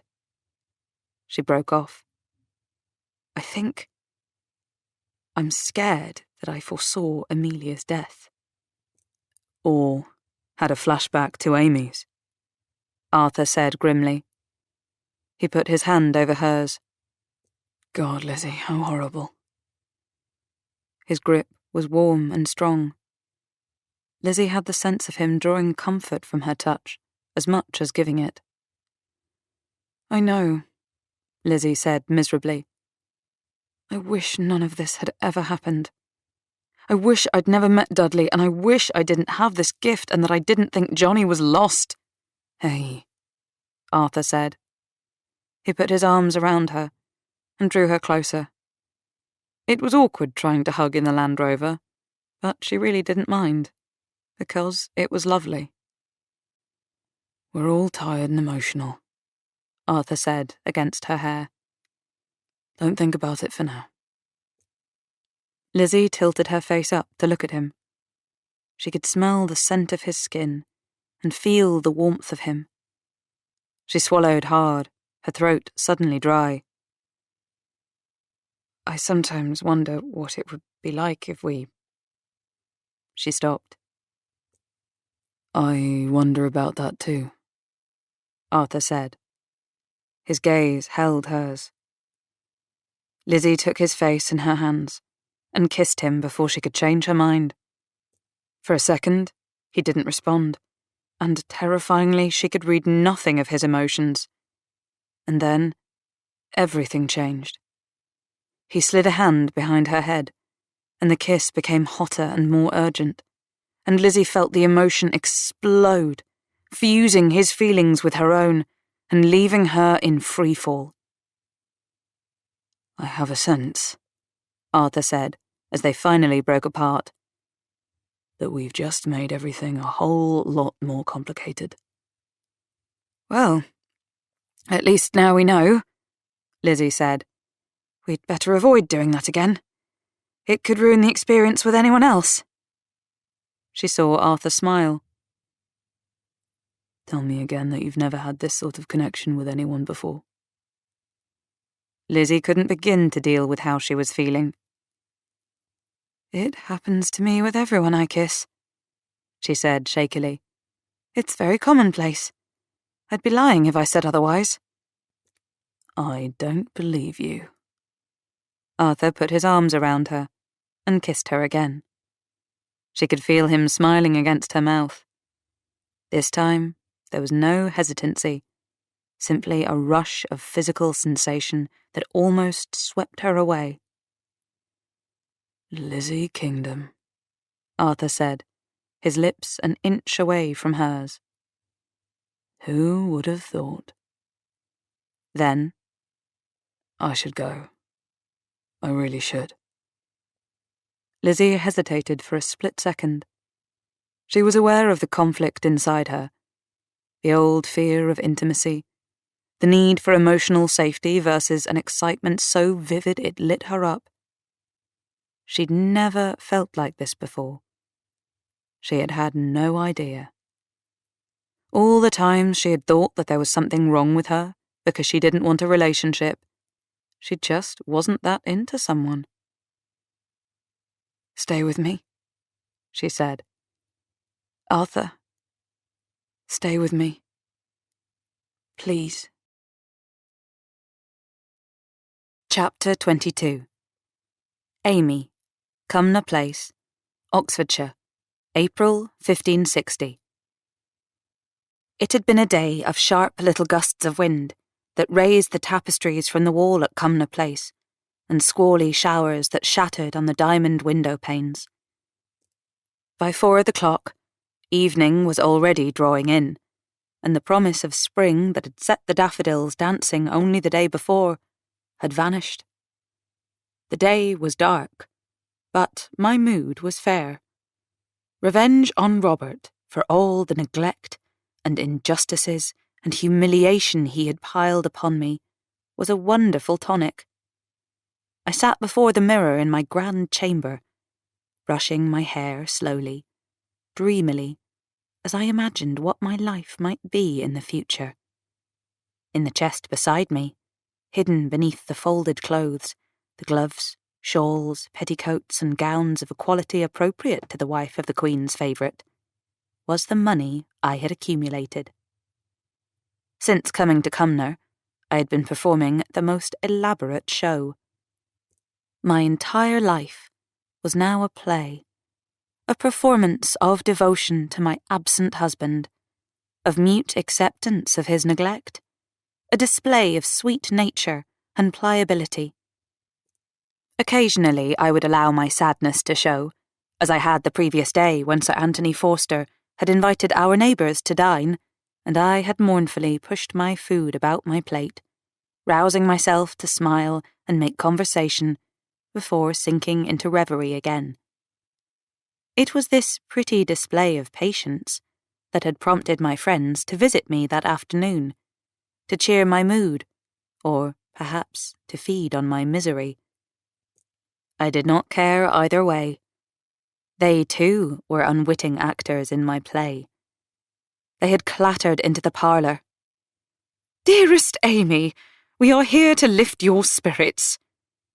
Lady Pollard had brought me sweetmeats and was sympathetic. "Our poor dear Amy, what a cross you have to bear." Mrs. Wainman was soothing and gave me a vial of sweet wine to help me sleep. "I am sure Robert will send for you to join him at court soon," she said, her gaze darting away from mine as she spoke. We both knew she lied.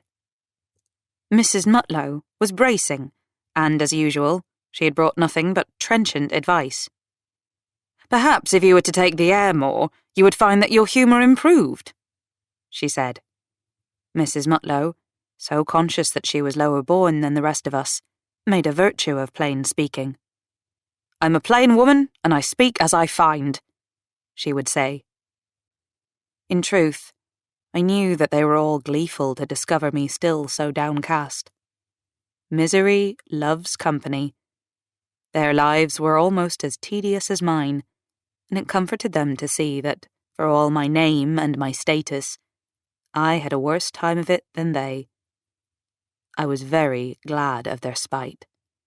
From the moment I had come to Cumnor Place, I had used them to spread the rumours I wanted told against Robert. "Poor Amy Dudley is ailing again. She is so neglected she is in despair. She has a malady of the breast. She fears poison." For the past 6 months, I had watched and listened as the stories of my unhappy life rippled outward like water from a tainted pool. I had followed their journey in my mind as they flowed from neighbour to neighbour, through alehouses and inns. I knew that they would run like a plague of rats through the villages and towns, as far as all the great houses of England, and that was what gossip and scandal did. In time, the tide of it would reach London and the court of Queen Elizabeth herself, where my husband basked in her laughter and occupied her virgin's bed. "The wife of the Queen's favourite is such a sweet-natured, beautiful lady. She has been shamefully abandoned, and is in fear of her life." I had even greater ambitions for those stories. I wanted them to take sail across the sea to the courts of Europe, travelling through ambassadors' quills and merchants' talk, until they returned to England much embroidered. I wanted the whole country, the whole of Europe, to hate my husband. Robert, of course, had no notion how I stoked that fire of scandal. He wrote to me complaining that men spoke against him and that it would ruin all our plans. I wrote back soothingly, telling him I did all that I could to stem the flow of malice. "My friends know how content I am," I wrote, "and will spread the word to counter these vicious slanders." Alas, for Robert, he believed me. The hope that he would soon be free to court the Queen dazzled him even more than before. He was drunk on her presence, on her very being. I hated that she possessed the power to entrance him so, but I could see its uses. She kept him occupied. His obsession addled his brain, and he had no more idea that I was deceiving him than that he could fly to the moon. Poor Robert. He never divined my plan, that I would take his money and his papers and begin my new life, while he was perpetually locked into the old one. I knew that no matter how or why I died, Robert's enemies would use it against him. He would never be able to escape the shadow of suspicion. It was a nightmare malady, incurable. The Queen would not marry him. He would never attain his heart's desire. Cruel revenge, perhaps, but he had stolen my life. I could have been a wife and mother, the mistress of a fine house and a great estate, not some wraith passing from place to place. "You will be properly mourned," he had promised me on the last occasion we had met in London. "The whole court will observe it, and I will give you a grand funeral to match your state." Perhaps he thought I would thank him, this man who was already thinking of me as dead. The only pang of sorrow I felt was for my brother, Arthur. I had no wish to cause him pain. Anna, I thought, would not miss me, but Arthur had been a true and steadfast friend to me through all, and it gave me some guilt to think that I was deliberately deceiving him. I entertained the idle idea that one day I might write to him from my new life. Yet I knew I could not. That afternoon, when Lady Pollard and Mrs. Wainman and Mrs. Mutlow had gone, I sat alone in the parlour for a little. My hands were idle, but my mind was busy. The rumours were sown now, and it was time to begin the next part of my plan. It was time to give my lord's letter of instruction to Sir Anthony Forster. I stood up and smoothed the skirts of my gown. It was a new one, satin trimmed, with lace and ribbons tied in true lovers' knots. I loved the deep indigo blue of it. It spoke of innocence and heavenly grace. Down in the cross passage, I met one of the maids. "Is Sir Anthony in his study?" I inquired. "I have a commission for him." "I need him to arrange my death." She dropped a curtsy and murmured her assent. I felt her gaze on my back as I walked away. I knew there would be pity in it. She, like all the others, believed me to be ill-used. My hand was raised to knock on the study door. I felt the rush of cold air as the main door creaked open. I turned. The maid had gone, and there was no one in the passage. The shadows shifted. Cobwebs scuttered across the flagstones of the floor. It felt as though the world paused for a moment in its turning. I saw the boy standing beneath the arch of the tower door. The same boy I had seen at Baynard's castle, and had thought a ghost. As before, he was dressed in a hooded cape of black, with boots and hose, and he looked young and gaunt. In his eyes was a desperation that clutched at my heart. "Amy," he said. "Oh dear God, I have found you." He spoke as though he knew me. But then over the years I had found that many people pretended to an acquaintance they did not possess. Usually, it was because they hoped I had influence with Robert, although that had not happened recently, of course. I thought him a beggar boy, down on his luck. He certainly looked thin and threadbare enough. "If you go around to the kitchens," I said, "they will feed you." I recoiled as he stepped forward and grabbed my arm. "No," he said. "Listen to me." He fumbled in the leather satchel that he wore across one shoulder. "Remember this?" he said. "You gave it to me when I was a child." He held out to me a little ornament, an angel carved from stone. It was a pretty piece, head bent, wings folded, hands outstretched as though in supplication. It did look familiar to me, but I could not place it. I looked at him in bafflement. Poor boy. Not only was he a beggar, but surely his mind was turned. The thought prompted me to speak gently to him. "I'm sorry," I said. "I don't remember. But tell me how I can help you." He laughed a little wildly at that. "It is I who have come to help you," he said. He stepped so close I felt his breath on my cheek. He smelled of sweat and chalk dust from the roads, and I tried not to shrink from him.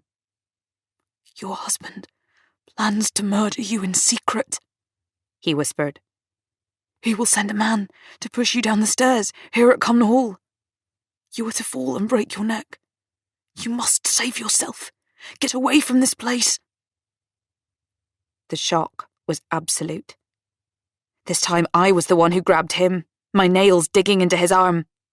"Do not speak of this," I hissed. I could see at once what had happened. One of Robert's retainers had spoken loosely during a drunken night in the brothels or stews, and this foolish boy thought to profit by it. Or perhaps he truly believed he could help me. I knew not. All I knew was that if a word of the plan, garbled or not, was to escape ahead of time, everything would be ruined. "Go," I said. I pushed him towards the door. "Go, and never mention a word of this again, or I will see to it that my husband's retainers will hunt you down and kill you." He scrambled back from me, his white face a mask of horror. "You do not understand," he started to say, but I gave him no time. The wind caught the oaken door again, and it yawned wide, and I pushed him hard out into the porch. He fell, sprawling on the cobbles. He was there one moment. I saw the shock and despair in his face, and then, what seemed like a mere second later, he had vanished. Chapter 23. Lizzie, present day. Lizzie sat in the garden at the High, her tablet in her hand. The afternoon was mildly melancholy. There was the imprint of autumn in the way that the bars of low sun striped the grass, and in the little breeze that chased the already fallen leaves. She was wearing a pair of her grandmother's trousers and a big wool jumper that had belonged to her grandfather. Her own bags, which Jules had so kindly dragged all the way from London, remained largely unopened. Over the crumbling dry stone wall, she could hear Avery exhorting her gardener to chop down the Leylandii hedge, "Because dearest Elizabeth would never sue us." It was odd, but comfortable to be in a place where she could hear the lives of other people unfolding around her. The sounds from the high street, the church bells, and the snatches of conversation. She realised that everything about her flat had been designed to cut out this sort of interaction. It was isolation, masquerading as privacy and luxury. She had appreciated that sometimes, when life had been so manic. But now, she realised how apart she had become, how divorced from reality. Her life was opening up again, and it felt good. Arthur had left for Oakhanger Hall that morning, and had rung her to say that Sam Appleyard, Johnny's stepfather, had finally got back from the Antarctic, and that the police were coming over to brief him on the investigation. Lizzie had felt a huge burst of joy just to hear Arthur's voice, and then she had felt horribly guilty that in the middle of so much grief and uncertainty, she felt so happy. She took a deep breath of the wood, smoke-scented air, wrapped an old tartan rug more closely around her legs, and opened up her tablet, typing in the name, Amy Robsart. She'd had some vague idea that, in the absence of any other clues to Johnny's disappearance, the more she could learn about Amy, the more it might help. First, she looked for a portrait, and found some suitably melodramatic ones painted by the Pre-Raphaelites that showed Amy's prone body tumbled at the bottom of the Cumnor stair. That was not what she wanted, though. Searching again, she found a little miniature that historians had identified as possibly Amy Robsart. It was pretty and innocent-looking, with the sitter recorded as aged 18 years, her bodice adorned with a brooch that combined a spray of oak leaves and some yellow flowers. Lizzie's first thought was that she looked remarkably like Amelia had done when they'd all attended a medieval banquet as part of some event organised by Dudley's management years ago. It was uncanny. She turned to the written articles. There were hundreds, thousands of entries listed. The mysterious circumstances of Amy's death had clearly fascinated people for centuries. Lizzie deliberately chose a modern interpretation of events to try to counterbalance the blatant prejudice she had read in Hugh Tay's 19th century version. Amy Robsart, she discovered, had died on the 8th of September, 1560. Her body was found at the foot of a staircase at Cumnor Place. Amy had been living there as the guest of one of her husband's friends, whilst her husband of 10 years, Robert Dudley, had been up to various hijinks with the Queen back in Windsor. The circumstances had not initially been considered suspicious. In fact, the implication was that it might have been suicide rather than murder. The servants said that Amy had been in a strange mood that morning, very insistent that they all go to the fair in Abingdon and leave her alone. When some of them refused because it was unseemly on a Sunday, she became angry with them. There were also plenty of acquaintances ready to come forward to say how unhappy Amy had been, that she had been ill and depressed, that she was suffering as a result of Robert's neglect, because his only interest was spending time with the Queen. Lizzie winced. Guilt pricked her. She and Dudley might not have had exactly the same sort of relationship as Elizabeth and Robert, but there were sufficient similarities to make her feel very uncomfortable. She read on. On the other hand, the author of the article reported austerely, there are historians who have pointed out that Amy's letters were cheerful and positive, that she had bought some new clothes, and that she seemed excited about something. Conflicting evidence, Lizzie muttered, is clearly nothing new. It most certainly is not, Avery said from behind her. Only think of the different theories about the princes in the tower. Oh, hello, Aunt Avery, Lizzie said, smiling. I didn't see you there. She gestured to the chair next to her. Would you like a glass of that lovely lemonade you left for me? Have you slaughtered the Leylandii to your satisfaction? She went to fetch a glass, whilst Avery laid her gardening gloves and secateurs on the table and eased herself into the cushioned seat. You're studying that poor child, Amy Robsart, Avery said when Lizzie came back. Did she fall? Was she pushed? Or did she jump? Something of the sort, Lizzie agreed. It would be heartbreaking to think that she took her own life because she was so unhappy. She felt another jolt of guilt, remembering the Z-list celebrities who had crawled out of the woodwork to say the same when Amelia had died. Suicides were denied burial in consecrated ground in those days, Avery said somberly. It was considered shameful and wrong in the eyes of the church. By all accounts, Amy Robsart was well liked. I doubt anyone would have wanted her memory besmirched by the church's condemnation. If she did take her own life, they would probably have covered it up. That's an interesting idea, Lizzie said. You would have thought that a verdict of suicide would suit Robert Dudley best, though. That way no one could accuse him of murdering Amy to get her out of the way so he could marry the Queen. Yes, Avery said. But perhaps even Robert couldn't face condemning Amy's immortal soul, no matter how little he cared for her anymore. Certainly he pushed for an inquest and declared he wanted there to be no doubt in anyone's mind that Amy's death had been a complete accident. She sighed. A lot of historians feel he tried to influence the inquest jury.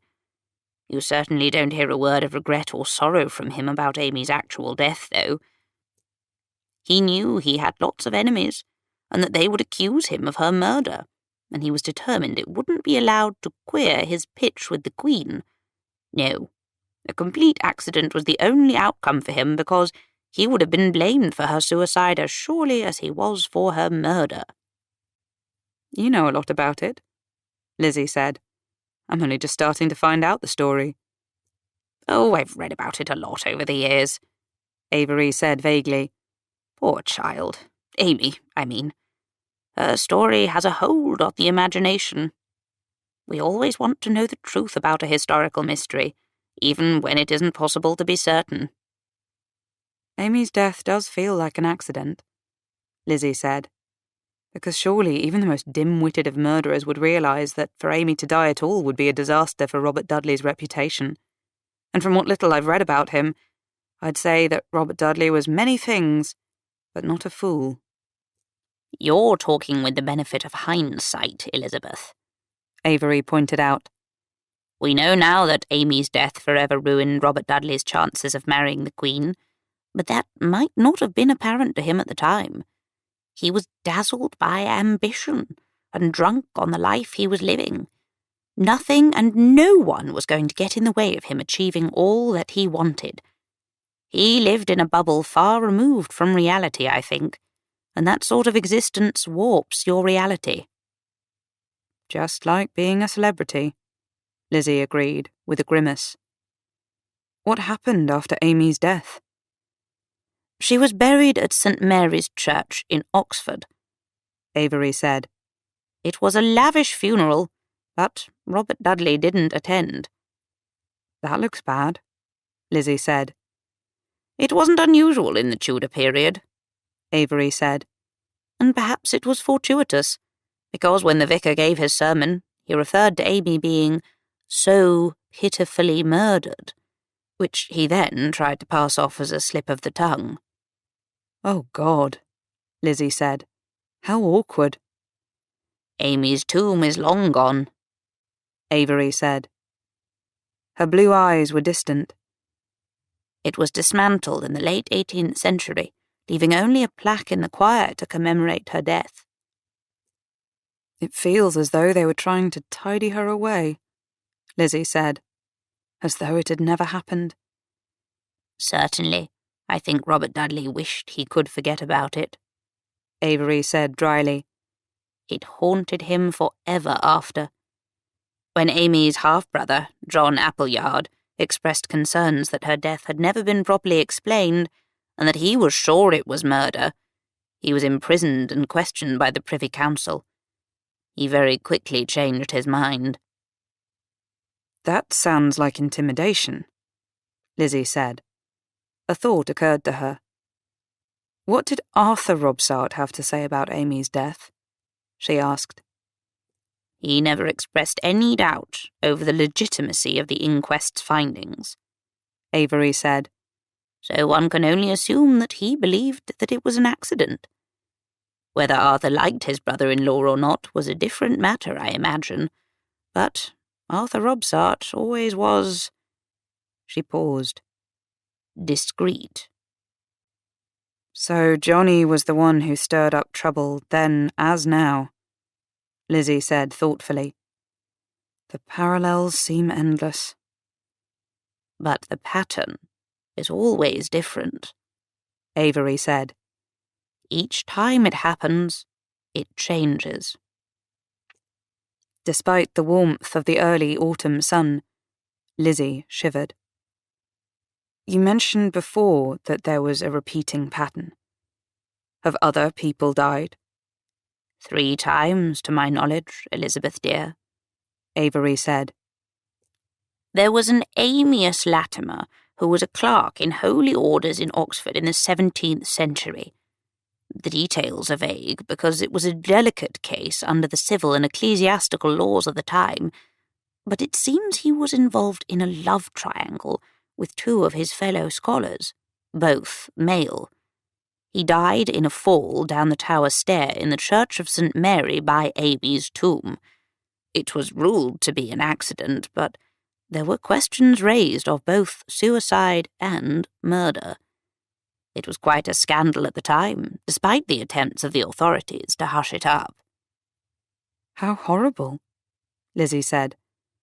And the other ones? Well, there was Amethyst Green, Avery said. That was the case that first caught my attention, because it happened at Oakhanger when I was a child. She was the scullery maid. She fell from the roof of the hall. My family spun the story to look like a sad tale of a servant who had got herself into trouble and committed suicide in a fit of despair, but even as a child I guessed it was probably a lot more complicated than that. There were hints of a love triangle with 2 of my uncles. She pulled a face. It's impossible to be sure what really happened, though, when the testimony at the time was heavily influenced by what people were paid or persuaded to say. I'm so sorry, Lizzie said fiercely. The injustice of it is awful.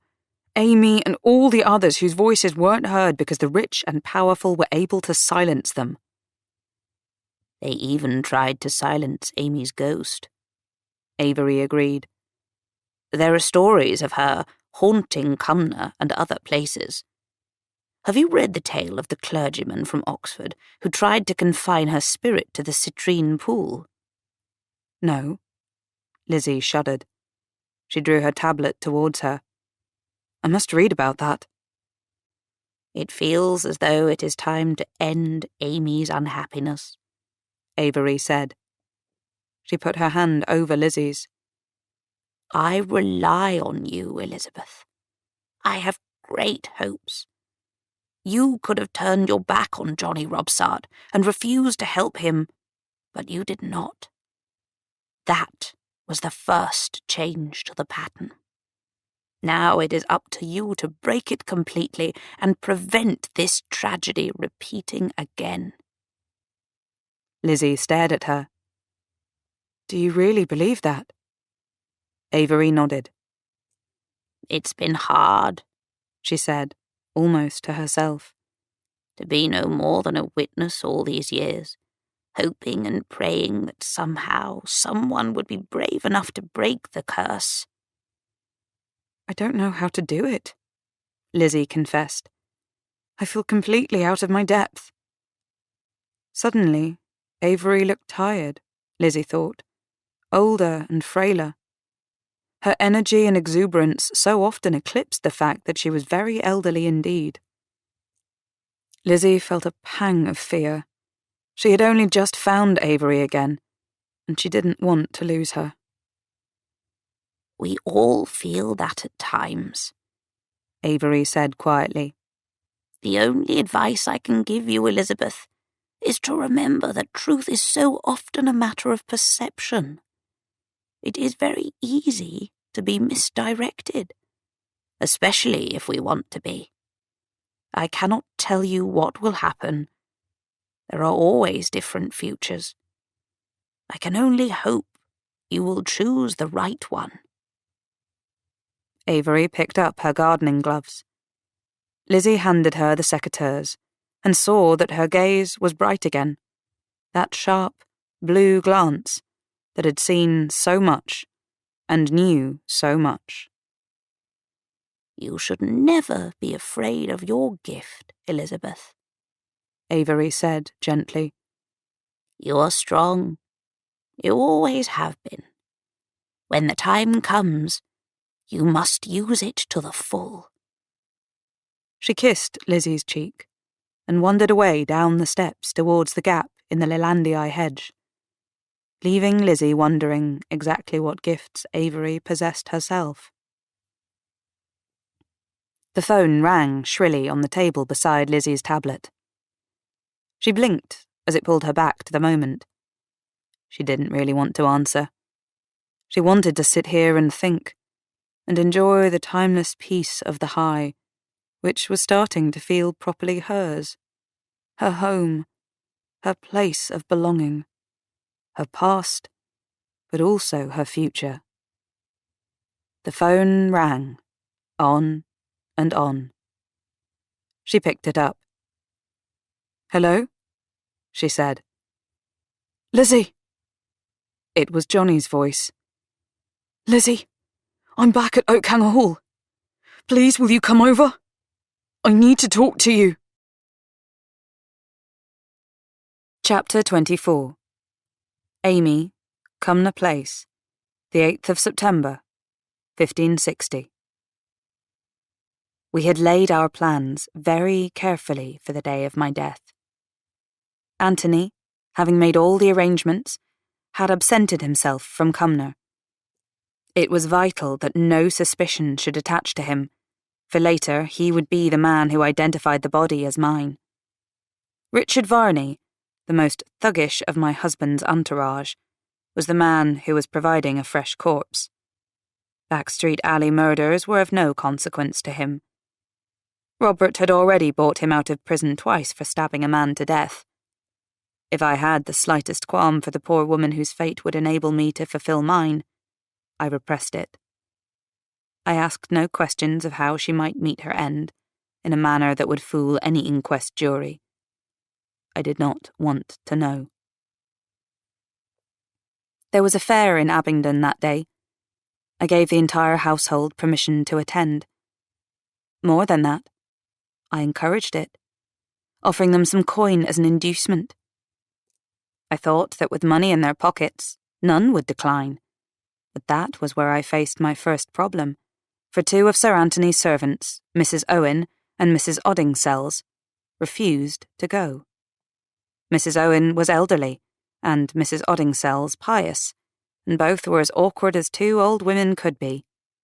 No Christian woman should attend the fair on a Sunday, Mrs. Oddingsells told me sharply.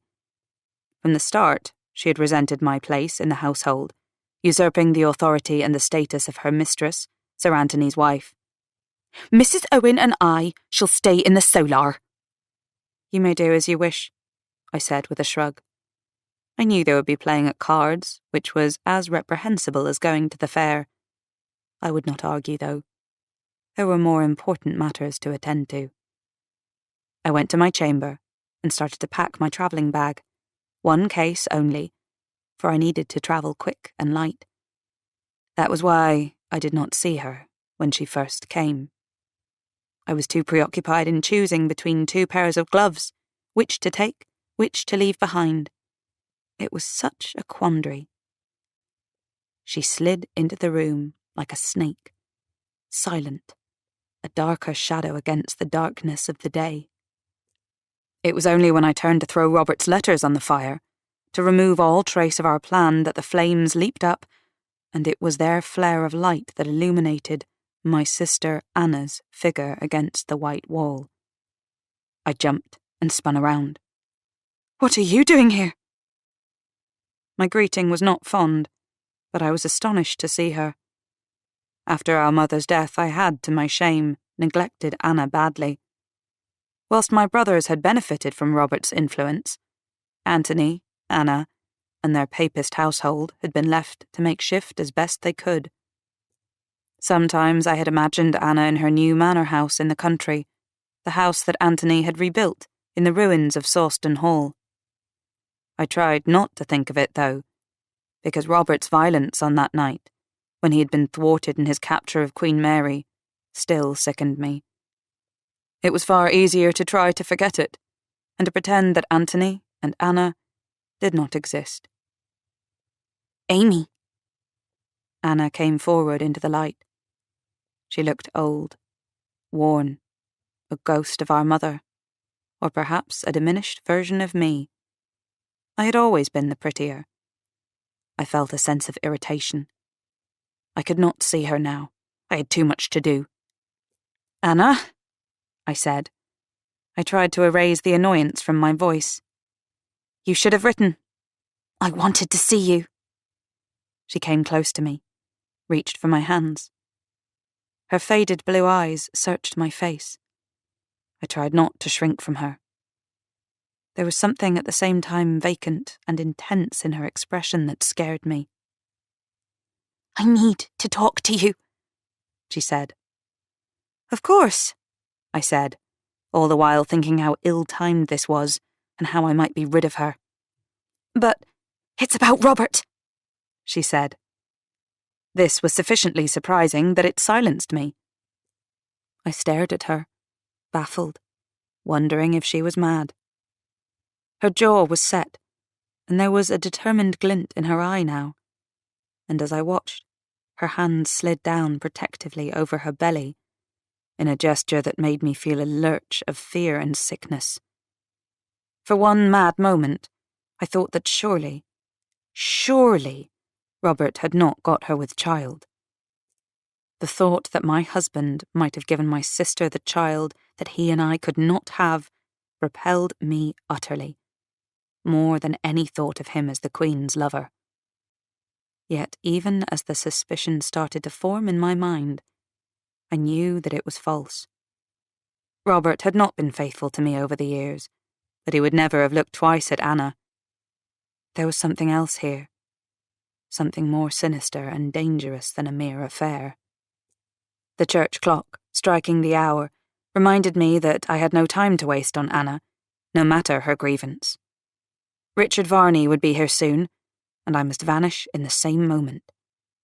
Any delay might spell disaster to my plan. Mrs. Owen, deaf as a post and indifferent to everything about her, was no threat. But Mrs. Oddingsells was also downstairs, and her sharp nose would twitch at any sign of trouble. I could only hope that Anna, like Richard, had entered by the back stair without being seen. "I can't talk now," I said. I gestured towards the trunk. "I'm going on a journey." It was as though she had not heard me. She sat down on the end of the bed. Her legs were so short that they did not touch the ground, and she swung them back and forth like a child. "I never told you that I met Robert at Sawston," she said.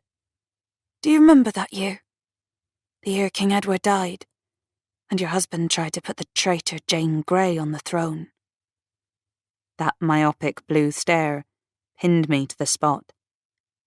"Anthony gave Queen Mary shelter, and for that Robert burned Sawston to the ground." My throat was suddenly dry. "I remember," I said. "I'm sorry for it, but—" I hesitated. "Anna, we were on opposing sides. It is the fortunes of war. Your husband got Mary to safety, and later he was rewarded for it." I waited, but she said nothing. "It was a long time ago," I said lamely, "and no one died. Time has passed. We have a different queen now. Surely all can be forgotten." "I have not forgotten," Anna said. "I never forgot." I hesitated. I did not know what else to say. "I had not realised you were at Sawston at the time," I said weakly. "I'm sorry. It must have been very distressing for you." A bitter smile touched Amy's mouth. No warmth in it. "The whole of Anthony's family was at Sawston that night. We were celebrating because I was expecting another child after 3 miscarriages. The babe was healthy, and I felt well.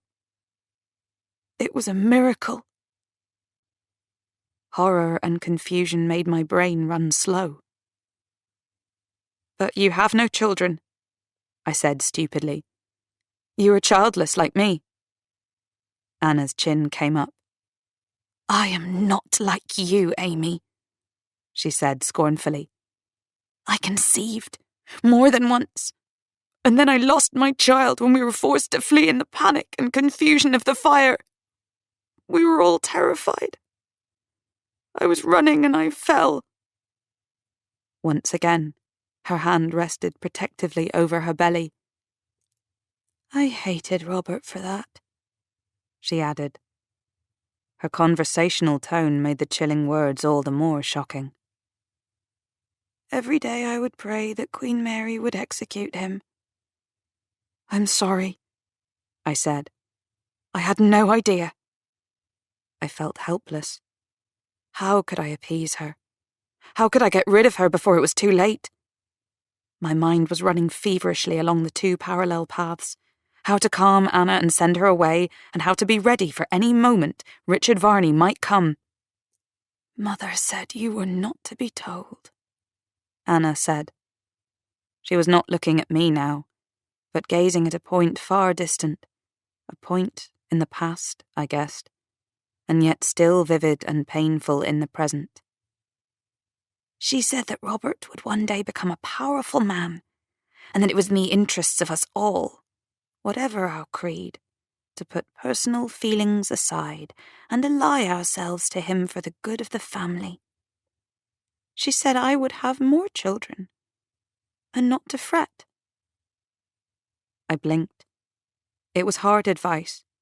Pragmatic, though, from a woman who was not only protective of her family, but who had also experienced a number of miscarriages herself.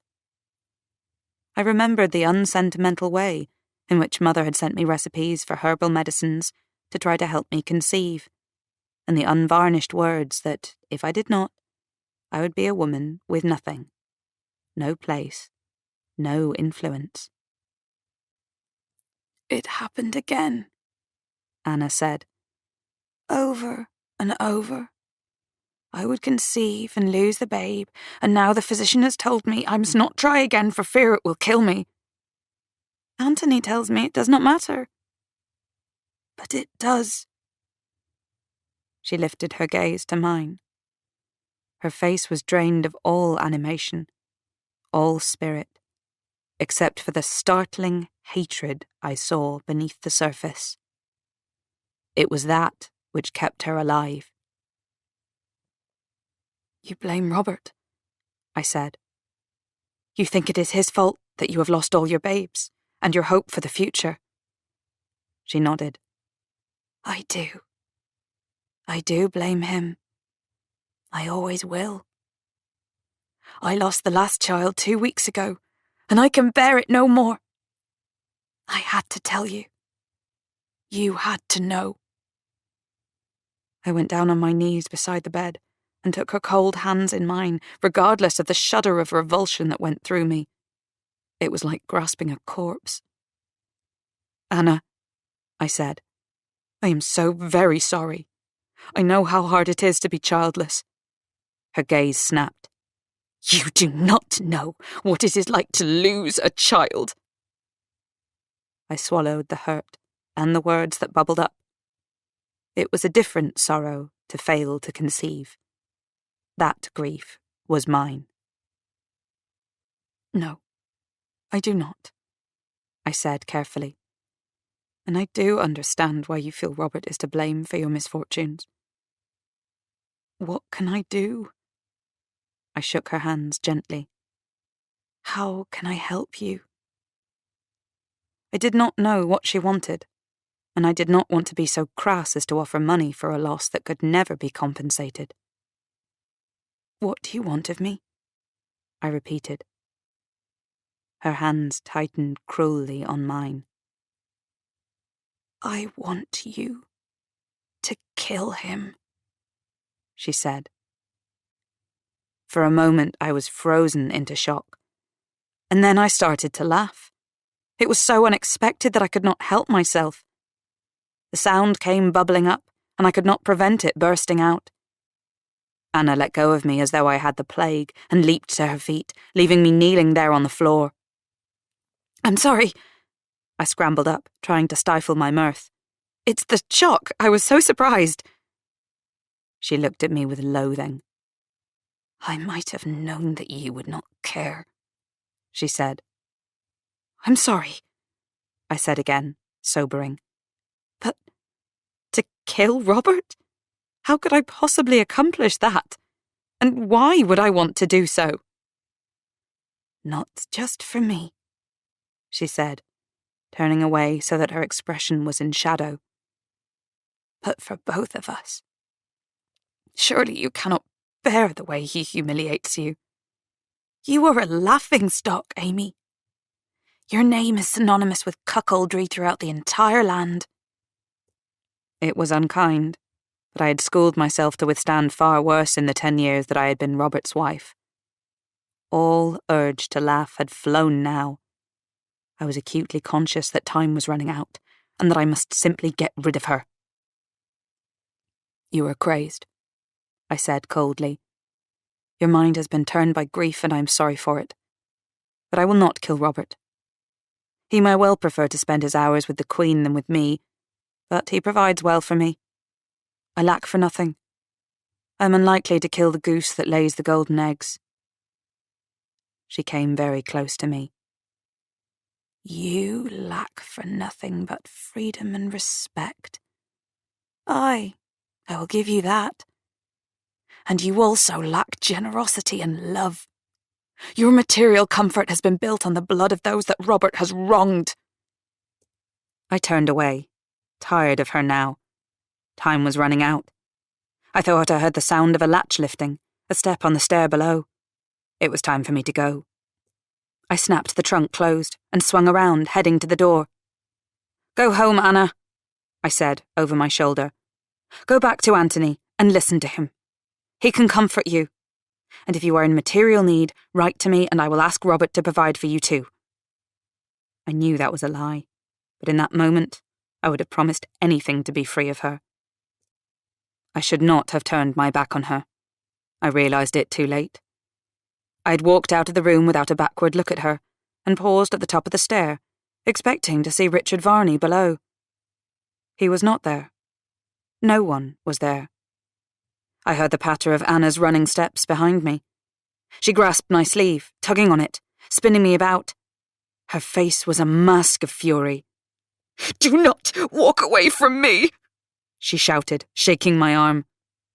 "Do not turn your back on me and dismiss me like a servant." I was afraid that all the commotion would disturb Mrs. Oddingsells. I tried to free my sleeve from Amy's grasping fingers, but as I turned, I caught the heel of my slipper in my gown. Such a small thing. But my head spun, and I felt myself teeter dangerously on the top step. "Amy!" Anna's voice was loud in my ears. "Amy!" I lost my footing. I seemed to fall so slowly. I had so much time, and yet so little.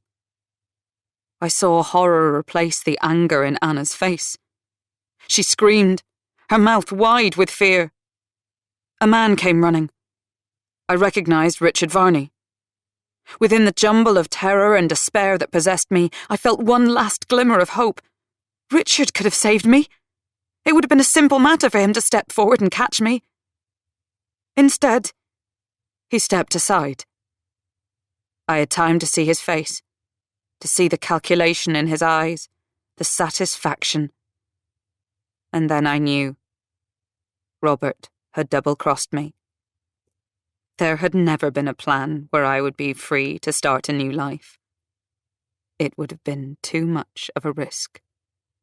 Robert needed to make sure he was truly free. Richard did nothing to save me. He, like Anthony Foster, like William Hyde, like all the others, was Robert's man, bought and paid for. And Robert, of course, was the Queen's man.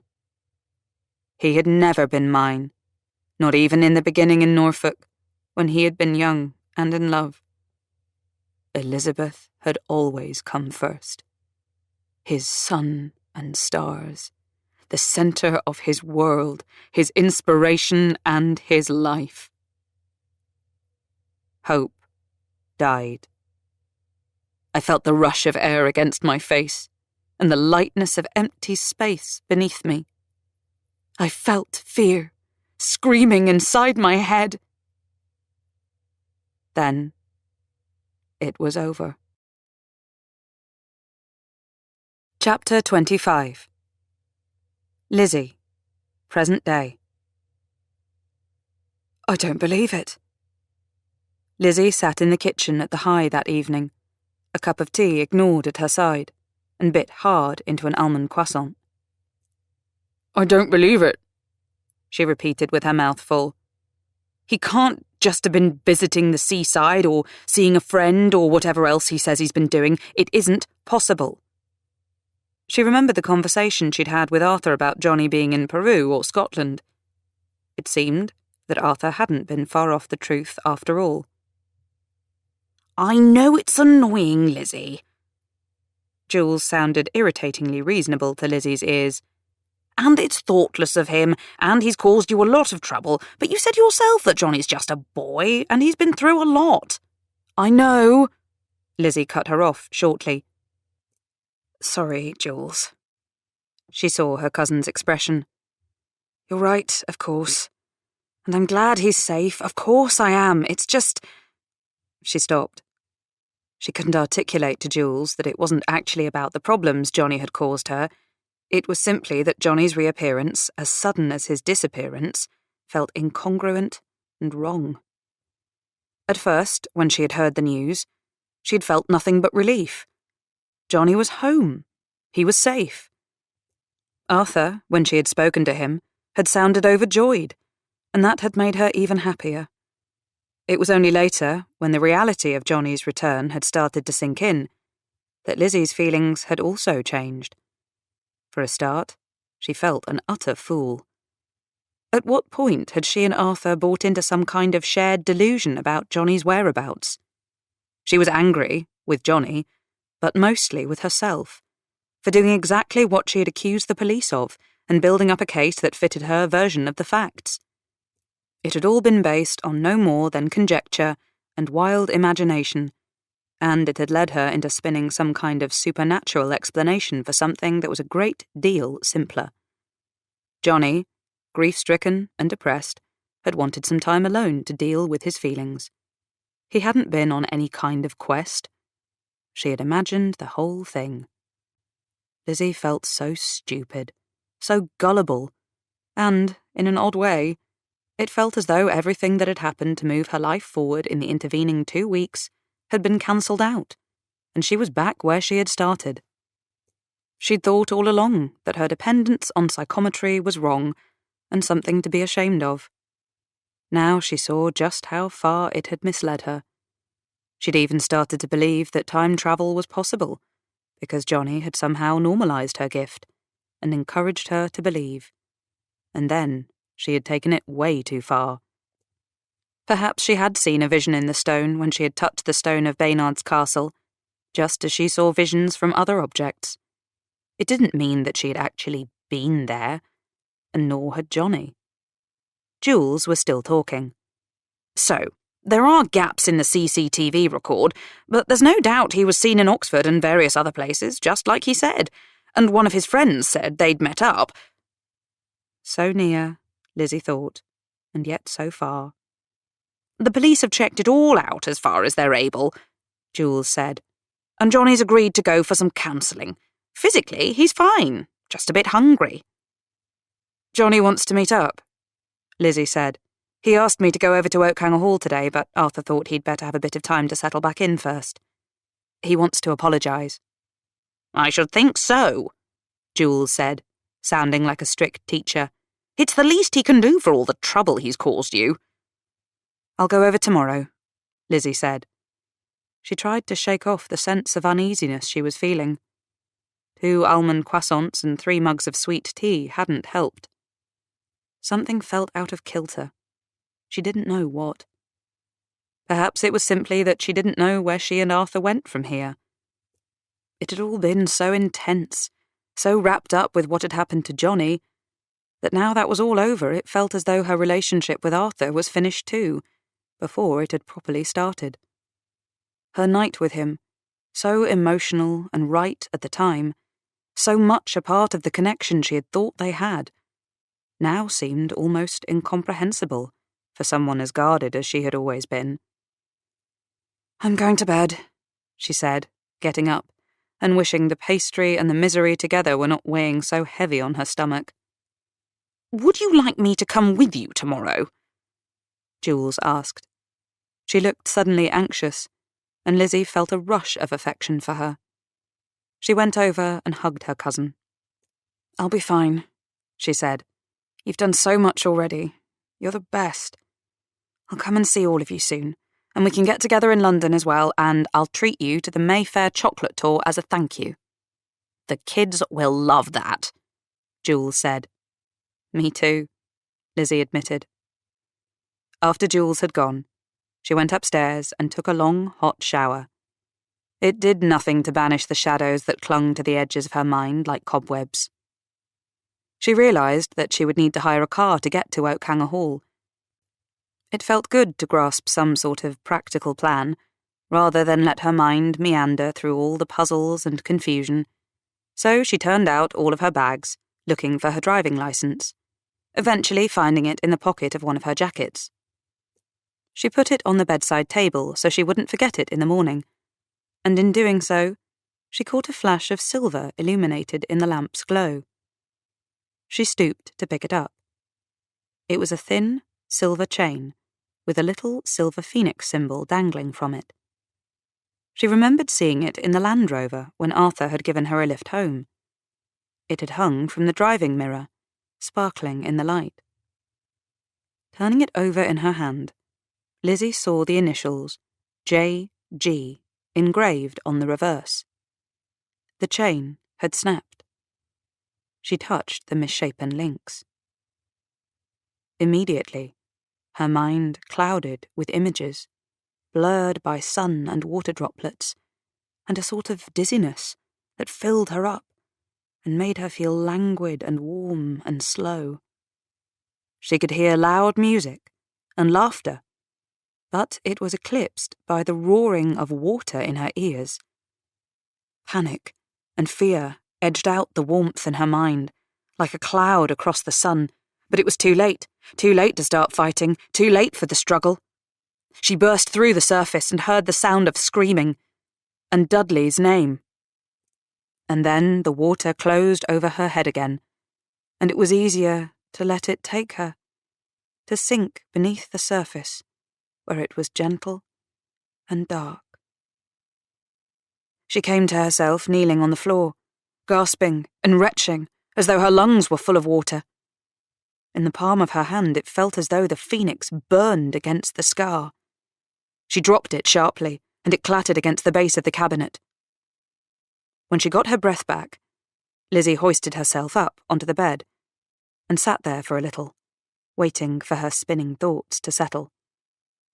The phoenix charm had belonged to Jenna, Arthur's fiancée. She had known that, felt it as soon as she had touched the silver links. But if the phoenix had been Jenna's, then the watery plunge and the hideous death by drowning were also hers. And Dudley had been there at the time, too. She hugged herself close. She was sure that Kat had told her that Jenna had died from anorexia, so perhaps the vision had been wrong. Yet it had felt so vivid, exactly like Amelia's fall had. Lizzie remembered the story of Amy Robsart's spirit being trapped in the waters of the citrine pool, that descent into darkness, the binding of her soul. There were so many parallels and so many echoes. Could they really be no more than coincidence, and Johnny's disappearance had no link to it at all?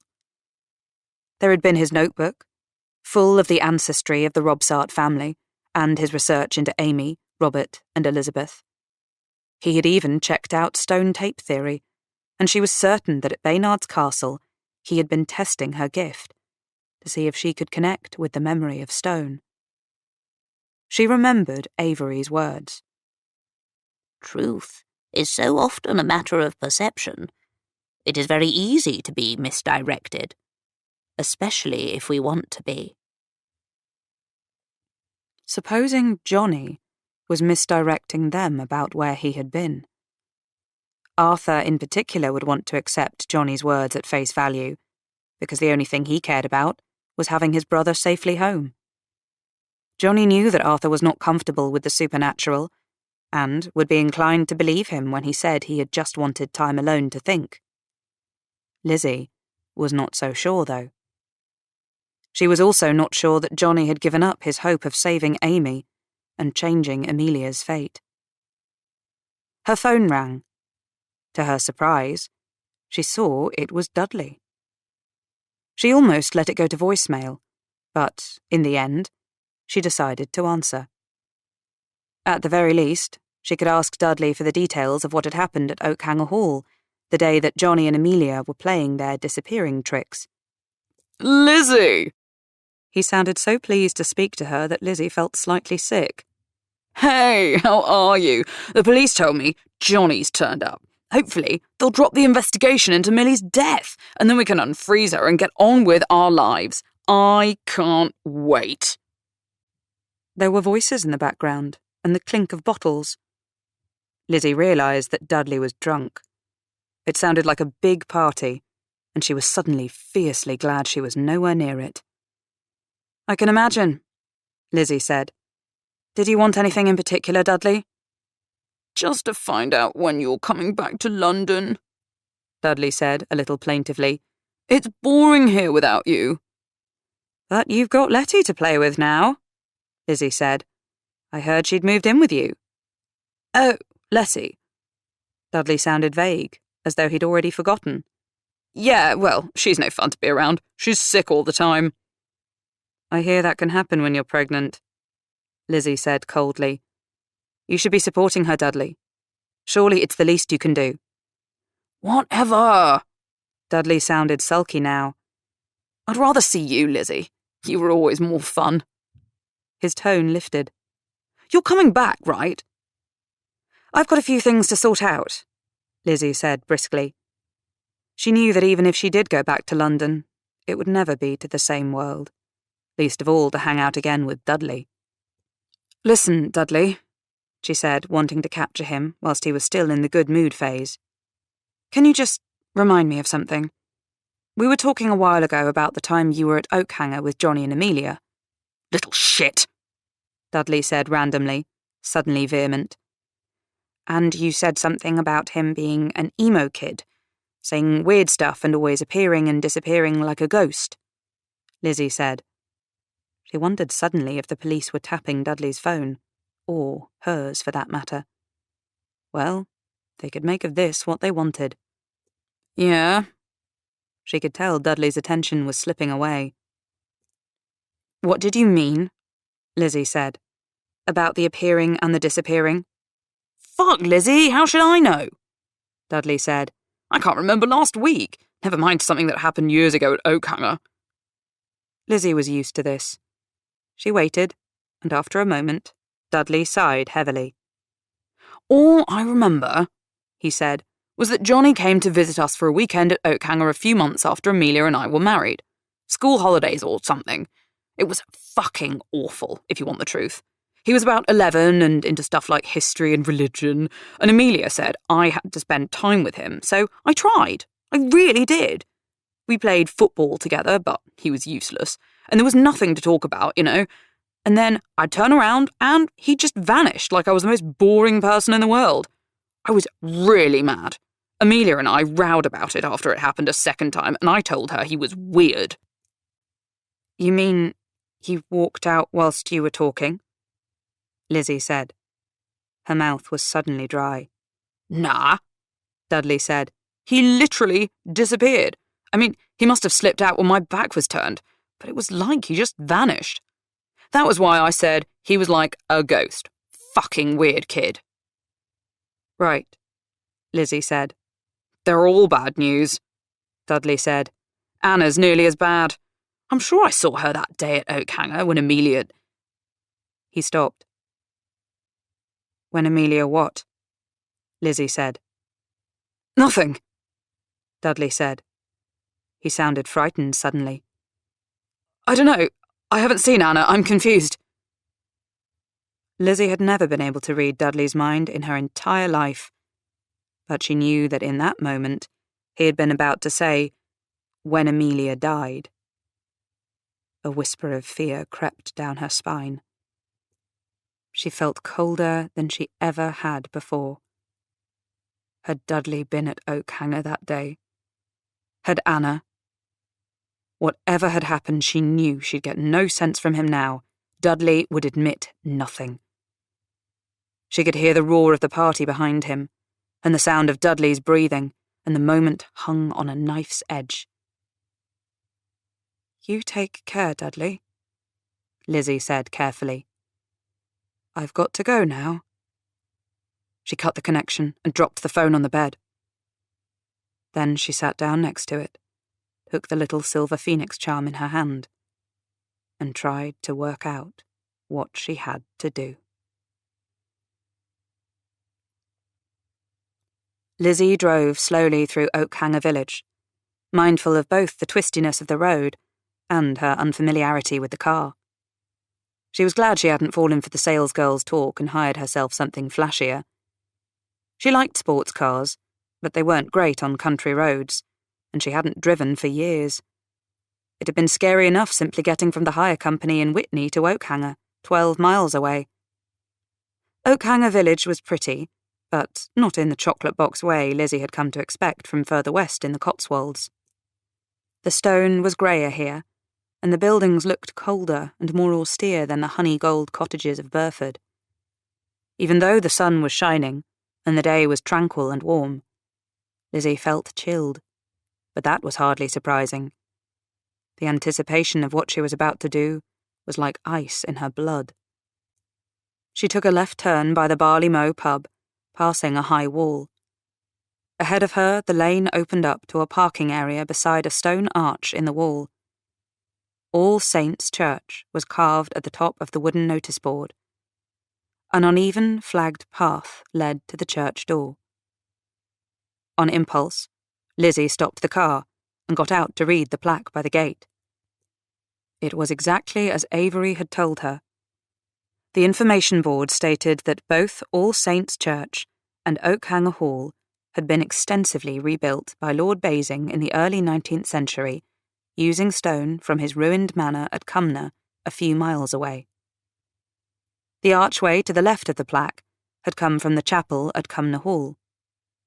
A carved stone angel with luxuriant wings clasping a harp looked down on Lizzie benignly. Lizzie got back in the car and turned right, following the lane towards some huge metal gates that were firmly closed. The name Oakhanger Hall was picked out in gold on a black wrought iron nameplate. Lizzie didn't really remember any of this from the last time she had been there for Dudley and Amelia's wedding. She'd had a car and a driver that day, and she'd spent the journey listening to her latest album on headphones. She smiled a little wryly at the memory. She got out and pressed the bell. She'd expected there to be the usual crowd of journalists about, but perhaps news of Johnny's return hadn't yet got out. The intercom on the gate crackled, but there was no response. A second later, however, the gates swung open silently, and she drove through, and they shut behind her.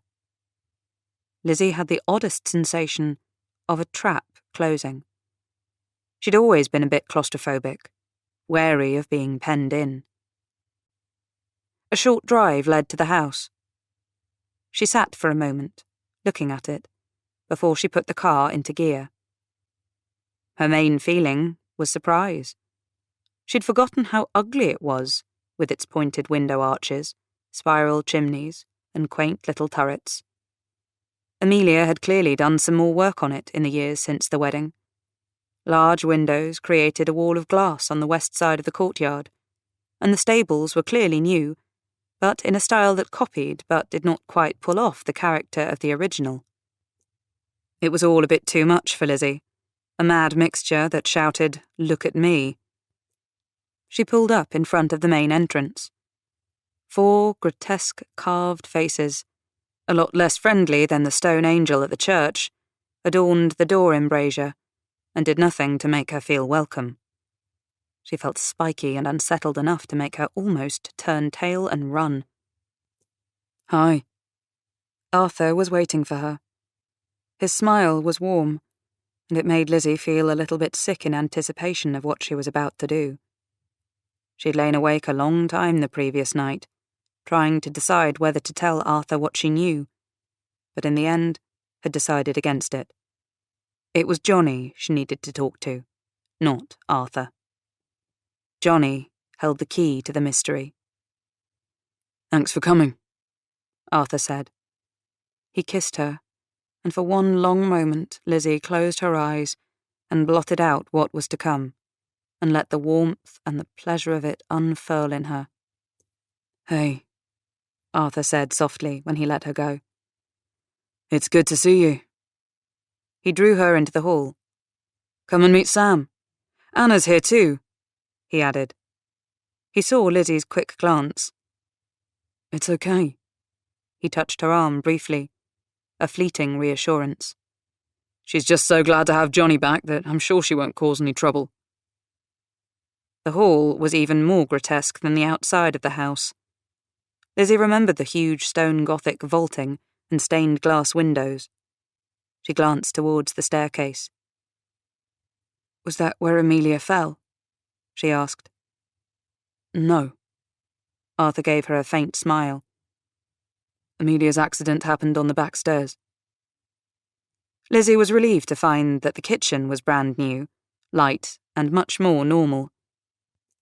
Anna and an older man whom she assumed must be Sam Appleyard were sitting at the striped pine table, which was littered with newspapers and empty mugs.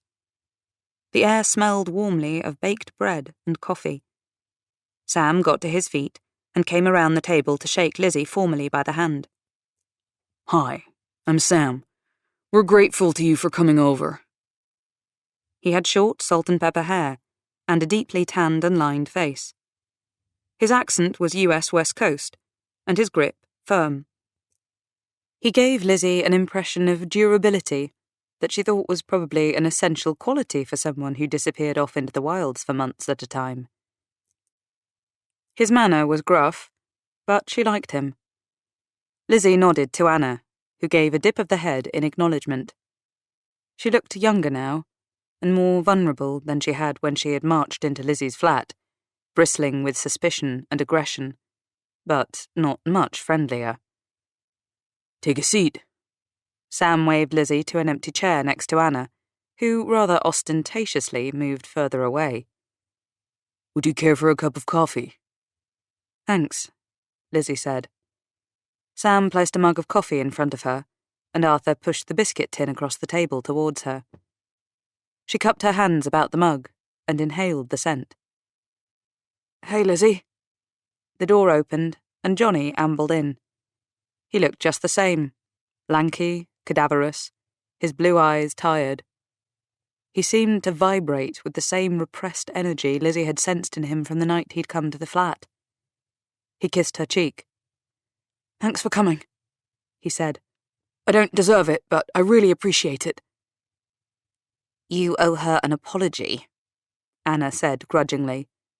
We all thought she'd pushed you in the river or something. Yeah. Johnny's gaze slid away from Lizzie's, and he blushed. I'm really, really sorry about that.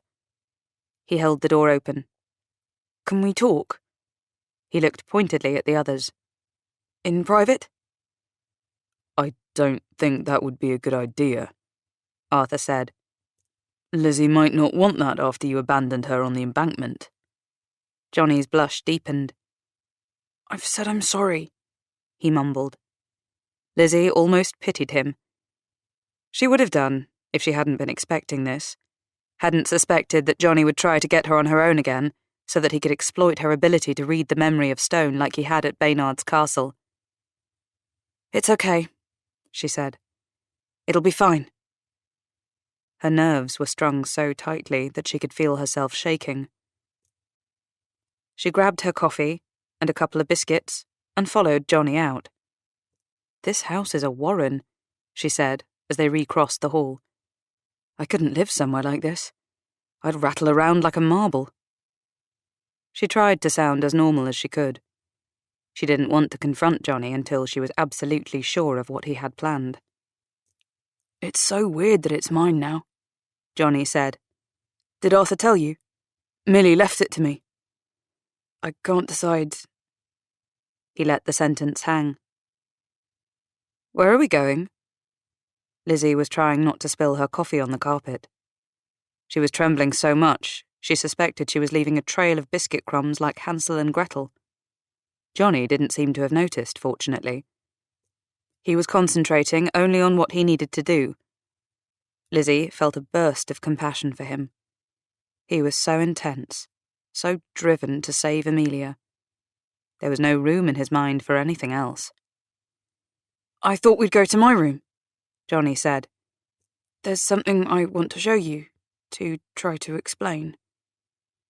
The sentence trailed away as he started to climb the grand stair, slowing his loping stride to match Lizzie's shorter one. The steps were broad and shallow, and at the top the landing spread out on either side like a huge gallery. The light was multicoloured, refracted through the panes of the stained glass windows. Lizzie paused, remembering her vision of Johnny standing there as a child on the day of Dudley and Amelia's wedding, peering through the mahogany banisters. It felt as though the shadow of Oakhanger Hall hung over everything, including Avery, who had warned her not to go back. This way, Johnny called, and Lizzie hurried after him, down a side corridor. It felt colder here, even less friendly than in the gallery. Lizzie's skin prickled a warning. She was so attuned to the house now, to its moods and its memories, that it almost felt as though she could hear it breathing. Its presence wrapped about her, cold and claustrophobic. Johnny was waiting for her at the end of the passage. They ducked beneath a low arch that was decorated with another of the Oakhanger's stone angels, went down a couple of steps, and suddenly they were on a small landing. It was diamond-shaped, with mullioned windows, and the ubiquitous stone angel over the arch at the top of a narrow flight of stone stairs. She felt the atmosphere as soon as she stepped through the door. It felt close, stifling, a blanket of grief and misery. The sensation was so strong and repellent that she took an instinctive step back, bumping clumsily into Johnny, missing her step and dropping the coffee mug. It smashed on the flagstones, splashing everywhere, but Johnny didn't seem to notice. He caught her arm and steadied her. "I like this part of the house," he said. "It feels very close to the past." He smiled at Lizzie. "Don't worry. It can't hurt you. It's only the memory in the stone. I think it holds all of Amy Robsart's grief and regret. And that's what you're feeling." He ran a gentle hand over the smooth plaster of the wall. "This part of the house reuses the stone from Cumnor Place. Its very fabric is created from the place where Amy Robsart died." "I know," Lizzie said. Her voice came out as a whisper. She cleared her throat. "Johnny," she said. "Johnny, this is the flight of stairs where Amelia died." Johnny was staring down into the shadows of the stair well below. "Just a little step back in time," he said, almost to himself. "No," Lizzie said. Her head was buzzing with dark shapes and patterns. She wanted to run away. "Johnny, you can't bring Amelia back," she said. "I understand what you're trying to do, but time doesn't work like that. It can't." "I've got to save Amelia," Johnny said, as though he hadn't heard her. "I couldn't save Amy. She wouldn't listen. You have to help me." He turned to Lizzie, and the suddenness, the urgency made her draw back. He looked heartbreakingly young and hopeful. "I knew you would work it all out," he said. "I knew you were different. I need you to call up the memories in the stone like you did at Baynard's Castle. Then I can cross time." "No," Lizzie said. "I won't do it." She tried to back away from the top of the steps, but the swarm of dark shadows in her mind was clamouring for attention. There was something here that was too powerful for her to contain, and it was terrifying. It was so strong that it dominated everything, filling all the spaces in her head. She fought to hold on to her own thoughts, so that she would not be completely subsumed. Dizzily, she put out a hand to steady herself against the wall, only realising, when the touch of the cold plaster seemed to burn her palm, that it was the last thing she should have done. The memories in the stone had been set free. The images were coming thick and fast now, like a jerky silent film. The figures jostling on the screen. Lizzie couldn't breathe. She was drowning in sorrow. Her lungs were full of it. She could taste it in her mouth. Images spun through her mind, animated with sound as well as movement now. "It's not Amy," she said. "It's not Amy whose grief we can feel here. Amy had hopes and plans. She was excited, happy. She was going to escape and start anew." She took a deep breath. "There's someone else here," she said. "Amy calls her Anna. It's Anna whose grief we can sense. Anna who is broken with guilt. She never meant for it to happen. She did not want Amy to fall. It was an accident." The images shifted abruptly, and Lizzie saw not Amy Robsart, but Amelia, in one of her long, flowing dresses, her blonde hair loose about her shoulders, standing at the top of the stone stair, suitcases scattered about her, She was looking back at someone, and she was smiling. But it wasn't a warm smile. It was edged with impatience and spite. Lizzie could feel Amelia's emotions, the irritation and the exasperation. Amelia wanted to get away, and someone was calling her back.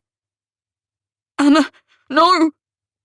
It was Johnny's voice, and the shout was so loud that it broke Lizzie from the trance. She opened her eyes, saw the dark stairs yawning below her, and teetered on the edge for one sickening moment.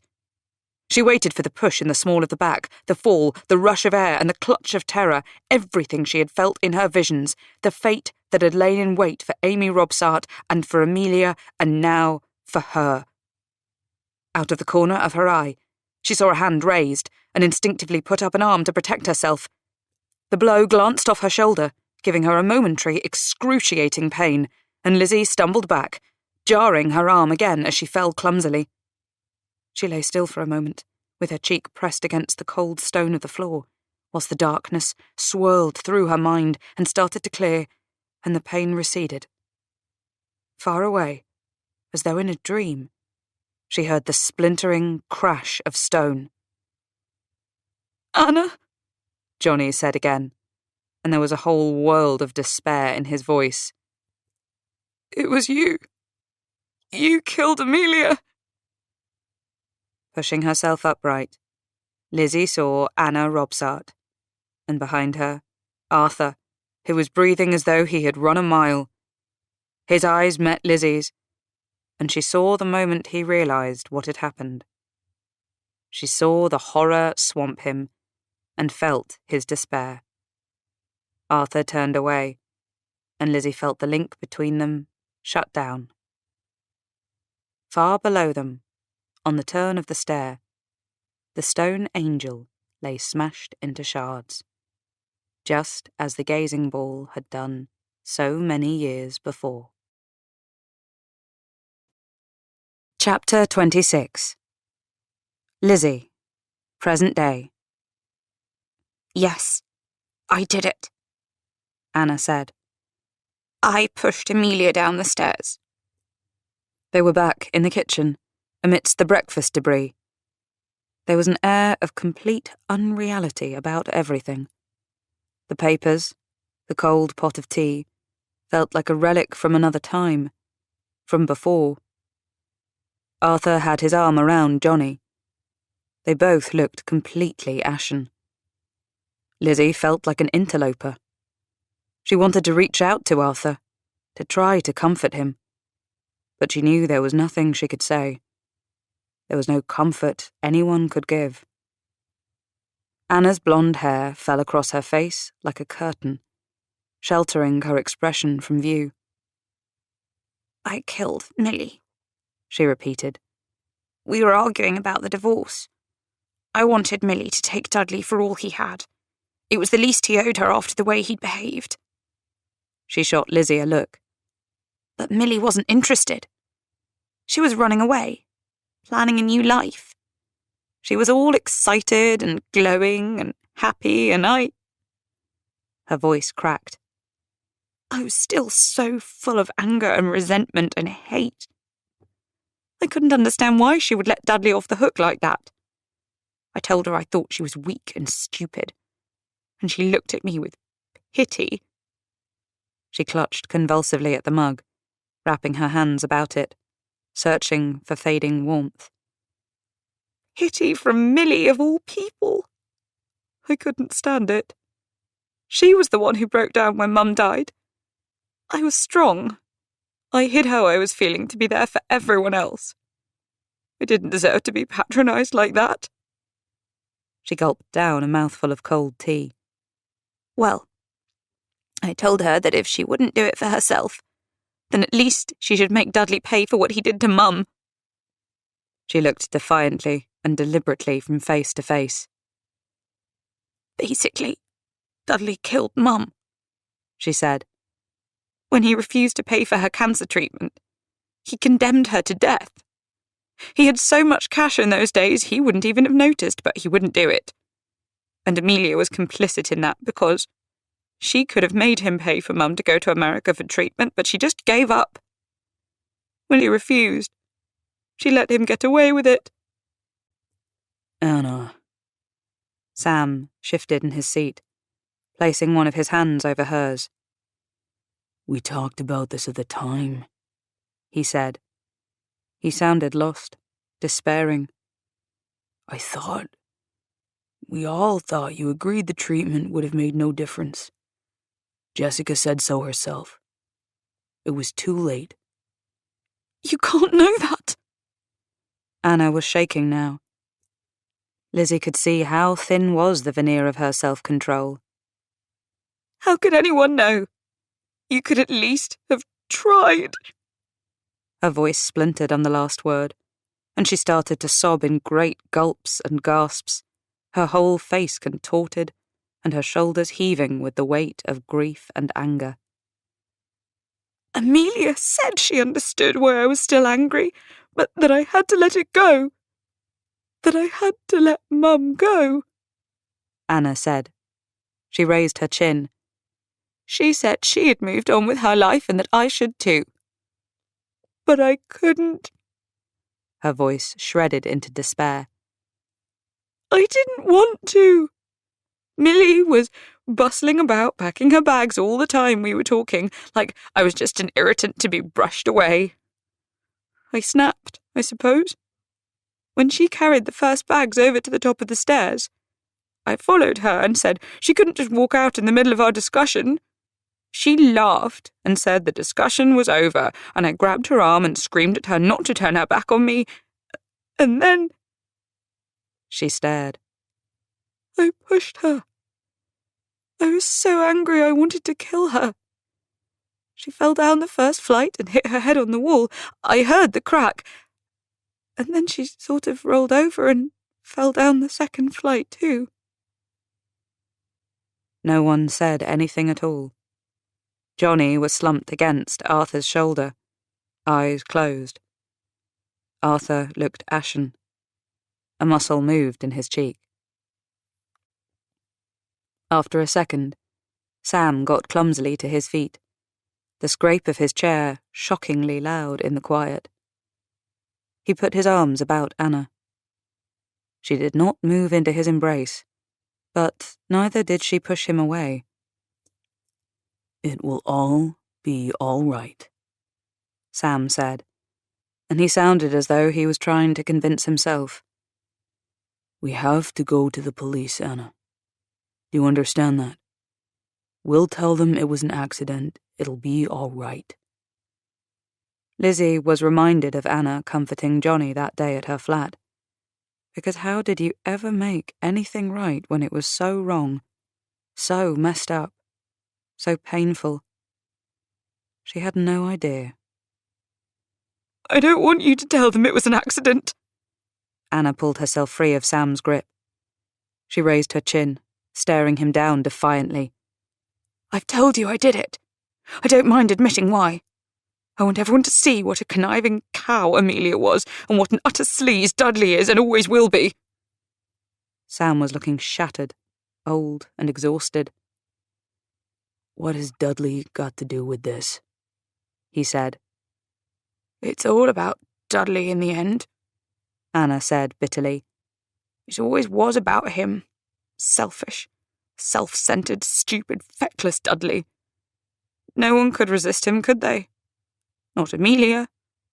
Not Letty Knowles. Not even me. She glanced up for a moment, her blue eyes dull. To think that in the beginning I thought Dudley was God's gift. I practically begged for his attention. She shook her head violently. I hate him. I hate myself. Lizzie remembered the wedding, and how both Letty and Anna had been part of the screaming, giggling pack of girls fawning over Dudley in the pool that afternoon. Anna had been so young then, 16, younger than Amelia, her sister, Dudley's bride. But evidently that hadn't stopped him. She felt sick. I saw Dudley when I was leaving that day Amelia fell, Anna said. I was in such a horrible state I didn't stop to speak to him. and I don't think he saw me. I don't know what he was doing here, but later, when he pretended that he'd been miles away and he didn't know anything about it, I knew he was lying. I think he'd come to talk to Millie about the divorce and got the wind up when he realised she was dead. And what about Lizzie? Arthur's voice was hard. He didn't look at Lizzie, but kept his full attention on Anna. You hit her. You could have killed her too. I didn't mean to, Anna said. I thought she was going to pull one of her weird mind tricks and tell Johnny what had happened. I just wanted to stop her. Despite the words, the glance she shot Lizzie was laced with malice. You kept causing me problems, she said to her. I wanted to keep Johnny away from you, but he liked you, and so did Arthur. She shook her head. You're as bad as Dudley in your own way. I really wish I could have pinned the whole thing on the two of you. I tried, when I gave Johnny a lift to yours that night in Arthur's car and he left his phone behind. I planted it in your flat, but it wasn't enough. Lizzie looked at her. Anna met her eyes defiantly, but behind the bluster and bravado, Lizzie could see another Anna Robsart, the one who had hidden her grief when her mother had died, whilst her hatred and resentment festered because she thought no one cared enough. No one had done enough to save her. She saw the Anna who loved Johnny fiercely and had tried to comfort him, and the girl who had never meant to kill her sister, but had lost her temper because, as Arthur had once said, she sometimes went way too far. I truly didn't mean it to happen, Anna said, and in that moment she crumbled, and her voice shook, and Sam gave a muttered curse and got up to pull her into another clumsy hug. Lizzie stood up as quietly as she could. She wanted to slip away, unwilling to spectate on this family tragedy any more. It felt horrible and intrusive. She knew the police would want to question her, but that could wait. She already knew she wouldn't press charges against Anna. The whole hideous mess would hardly be helped if she did. As it was, Anna would have to live with what she had done for the rest of her life. Arthur looked up, and for a moment their eyes met. But he said nothing. Nothing at all. And Lizzie turned and walked away, out into the daylight that felt like another world. Back at the High, Lizzie found both Jules and Avery waiting. She took one look at them and burst into tears. I'll run you a bath, Jules said. She couldn't deal with tears. It was left to Avery to enfold Lizzie in her arms and soothe her like a child while she poured out the whole story. Is it over now? Lizzie finally pulled away from Avery, pushed the hair back from her hot face, and wiped her eyes. It has to be over, because otherwise how can it have been worth it? Avery, her face full of sorrow, stroked Lizzie's hair just like her grandmother had done when she was a child. I don't know, she said regretfully. I hope so.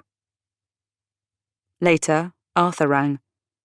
The police had come, he said, and Anna had broken down completely.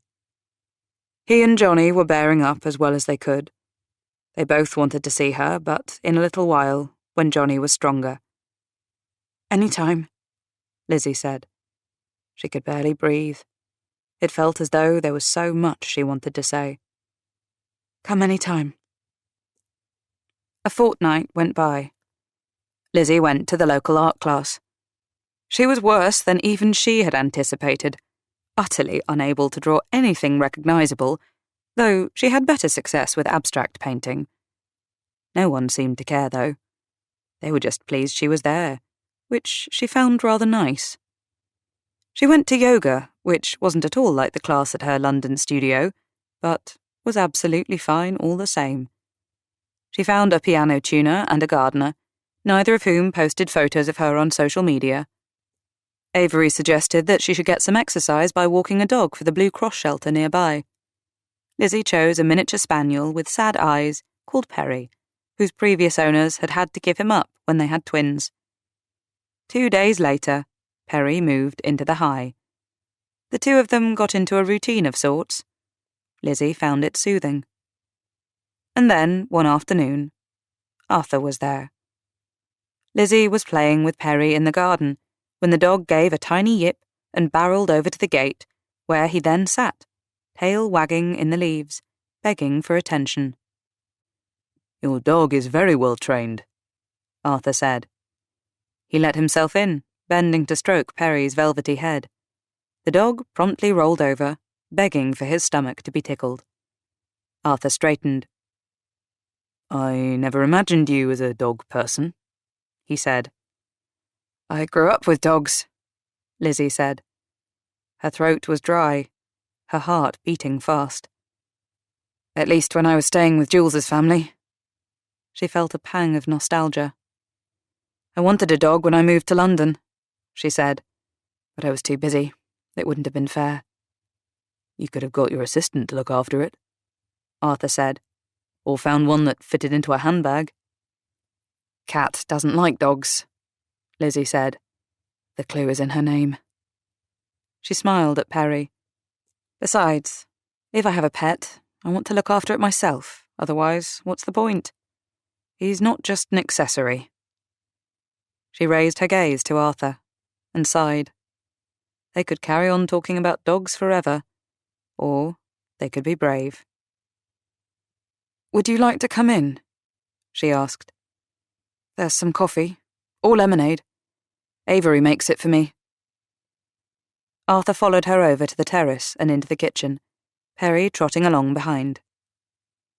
"You seem settled here," he said. There was a question in his voice. "It's early days," Lizzie said, "but I think I may be." She gestured him to a chair and poured lemonade from the painted jug. Her hand shook a little, spilling drops of liquid onto the table. "Arthur," she said, but she didn't know how to continue, what to say. "I thought you'd like to know how Johnny's getting on," Arthur said. He sounded distant. Lizzie's heart ached. "Yes," she said. "Please. I hope he's doing okay." "He's pretty subdued," Arthur said. "But he's back at school, and he's seeing a counsellor, and I think he'll be fine in a while." He stretched his legs out, sitting back. "He wanted to come with me today, actually, but I told him I needed to talk to you alone first. He says he's got a lot of explaining to do, and he hopes you'll forgive him. He really means it this time." "Right," Lizzie said. She scrubbed at the spilt juice, avoiding his gaze. "Lizzie," Arthur said, "it's not your fault. Johnny took advantage of all of us in different ways because he was so obsessed with breaking the pattern and bringing Amelia back. There was no space in his life for anything else. And the truth of what Anna did would have come out even without your involvement. None of this is your fault." "I know," Lizzie said. She swallowed hard. "I know that really. It's just..." She took a breath. "I feel as though my actions shattered what was left of your family," she confessed, "even though I never intended it." When Arthur didn't deny it or reassure her, she felt a little bit sick. She wanted to tell him how sorry she was that they had barely started to know each other, and now they were strangers again. She wanted to ask if they could try again, but that sounded both needy and selfish, and she shied away.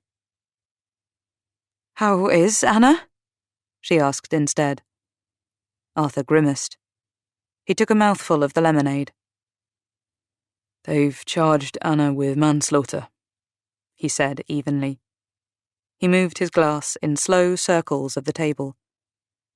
"A defense team think they can get her off, though, by explaining how affected she was by Jessica's death.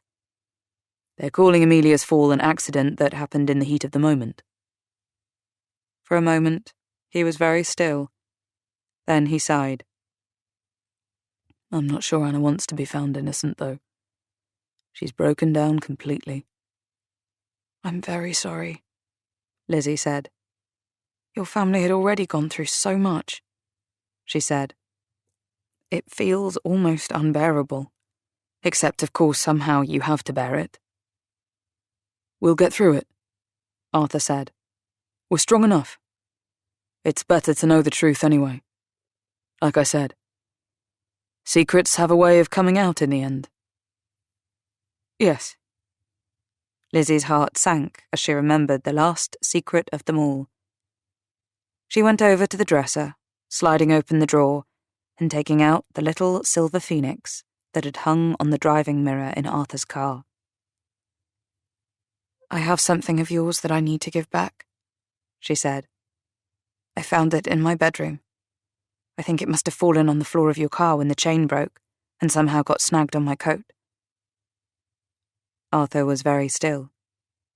He didn't take it from her outstretched hand, so after a moment, she put it on the table. It had the initials J.G. in it, Lizzie said. I guessed it had belonged to Jenna. Your Jenna. I didn't realize I'd lost it, Arthur said. He cleared his throat. I kept it in the car like a little talisman. It was just a stupid small thing, a present I gave Jenna when we got engaged. The phoenix is supposed to signify endurance and eternal life. I was into all that spiritual stuff at the time, and I thought it was a nice way to show I'd love her forever, without sounding too sentimental about it. He looked at Lizzie. You read it, didn't you? He said. You read its history. I didn't do it deliberately, Lizzie said. I wish I hadn't. But you know how this works. I have no warning. Sometimes I see things and sometimes I don't. It's fickle, this gift. It's one of the reasons I don't like it. I didn't want to read the talisman. She stopped. It felt private, she said. I didn't want to know. Arthur was silent. She couldn't tell what he was thinking. When it came to reading Arthur, it only worked when he wanted her to do it. She thought it was only fair that he should be able to deny her that insight, but his reserve, his impenetrability, made this doubly difficult. She couldn't leave it unsaid, though. She was committed now. This was the last secret between them, and it had to be laid to rest, no matter what happened afterwards. I always wondered why you hated Dudley so much, she said slowly. I sensed it in you from the very first. I knew you disliked me, and I thought that was because you believed I was having an affair with Dudley. But you hated Dudley even more. I thought it was because of what had happened to Amelia. That was a part of it, of course, but it wasn't the real reason. The real reason was Jenna. She waited, but Arthur said nothing. Still, she could not read any of his emotions. That door was slammed in her face, but she could feel the tension coming off him like static. Avery said that there were 3 other cases she knew of that mirrored in some way Amy Robsart's death, Lizzie said. There was Amethyst Green, the serving maid at Oakhanger, and there was Amias Latimer, the clerk in Oxford. There was Amelia, of course, but there was a 4th, someone called Mia. Mia was Jenna's real name, Arthur said. His voice sounded dull. Yes, Lizzie said. I didn't work it out straight away because of the names. But, of course, Jenna Gascoigne was her stage name. Her real name was Mia Roberts. She took a gulp of the lemonade. It felt cool and sweet, soothing. Avery told me that Jenna couldn't cope with the pressures that came with her work, Lizzie said. You told me yourself that she was messed up, and you did everything you could to help and support her. Everyone says the same, that Jenna developed anorexia and her life spiraled into depression and drug-taking and she died. What the reports don't say, she cleared her throat. What I saw when I touched the Phoenix was that Jenna had been partying with Dudley's band, with Callback Summer, just before she died. It was Dudley who gave her the drugs, and was too pissed to save her when she fell in the swimming pool at Oakhanger. It was an accident, but in so many ways he was culpable all the same. Arthur stirred at last. The band's management hushed it up because it would have been too damaging, he said. His voice was rough. It would have finished them. I only found out 2 years ago. Millie told me. She said Dudley had let slip one night that Jenna had died in the pool at Oakhanger. Millie had been away at the time because it was whilst Jessica was ill. She badgered the whole story out of him. Arthur ran a hand through his hair. It was the beginning of the end for them, really. I don't think Millie ever thought Dudley was faithful to her, but the thought of him getting high with her brother's fiancée whilst she was away with her dying mother... His face twisted. It was pretty horrific. It sounded like some mad orgy of drink and drugs, and by the end of it, Jenna was dead. And everything was a god-forsaken mess. He looked at Lizzie properly for the first time. I guess Dudley never told you. Dudley never said a word to me, Lizzie said. If he had, do you think I would have hidden it from you? I don't know, Arthur said. He sounded tired. After all, I hid it from you. I could have told you, but I didn't. Lizzie swallowed the hurt. Of course Arthur had hidden it from her. It had been devastating, shattering his life. And she had been Dudley's friend. Arthur would never have confided. Arthur shifted slightly, angling his body towards her. I loved Jenna, he said. Properly loved her, I mean. Yes, we were young, and it might have all gone wrong in time, but to me, at that time, it felt real and mature and more important than anything. Lizzie nodded. I can't say I understand, she said, because I've never experienced that sort of first love. I've always protected myself against feeling too much. But I understand that it could be like that for you. What hurt the most when I found out, Arthur said after a moment, was realizing that Jenna hadn't felt the same about me as I did about her. When I heard about the party, that she'd been sleeping with Dudley. He shook his head. I'd been so grief-stricken when she died that it felt as though I'd never known her. It felt like such a betrayal. It almost killed me. Perhaps Jenna did love you as much as you loved her, Lizzie said. We all make mistakes, Arthur, and we can all be self-destructive when we're unhappy. Arthur looked up. He gave her his heart-shaking smile, and for the first time, Lizzie felt a shred of warmth. That's a very generous thing to say, he said. And I think I've come to terms with it now, but... He shrugged. For the last couple of years, since I found out, it just about ate me up. His gaze focused on her, sudden and intent. When I met you, I could see it happening all over again, he said. Another crazy, mixed-up girl. He gave her a wry smile, whom I really, really liked, and wished I didn't.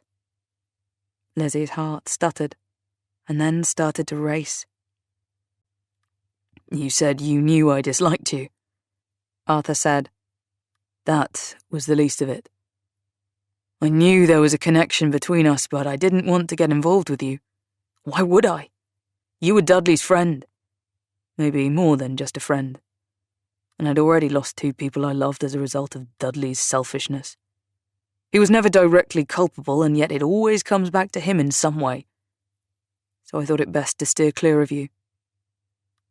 I understand, Lizzie said. She swallowed hard. I guess, she said, struggling for lightness, that it wouldn't have worked between us anyway. I mean, we may have been following some sort of pattern laid down in the 16th century, but Queen Elizabeth I never had a thing going on with Amy's brother Arthur Robsart, did she? From what I've read of her, it sounds as though she spent the rest of her life alternatively pining for Robert Dudley and trying to make him jealous with other men, which sounds pretty ghastly to me, but hey, she had to do what she had to do. We don't have to follow the 16th century pattern too closely, Arthur said. The underlying thread of humour was back in his voice. I don't think Robert Dudley did too well out of it either. He might have been loaded with money and titles, but he didn't get to marry Elizabeth, and his enemies used Amy's death as a stick to beat him with for the rest of his life. I came across a particularly cutting epitaph to him the other day.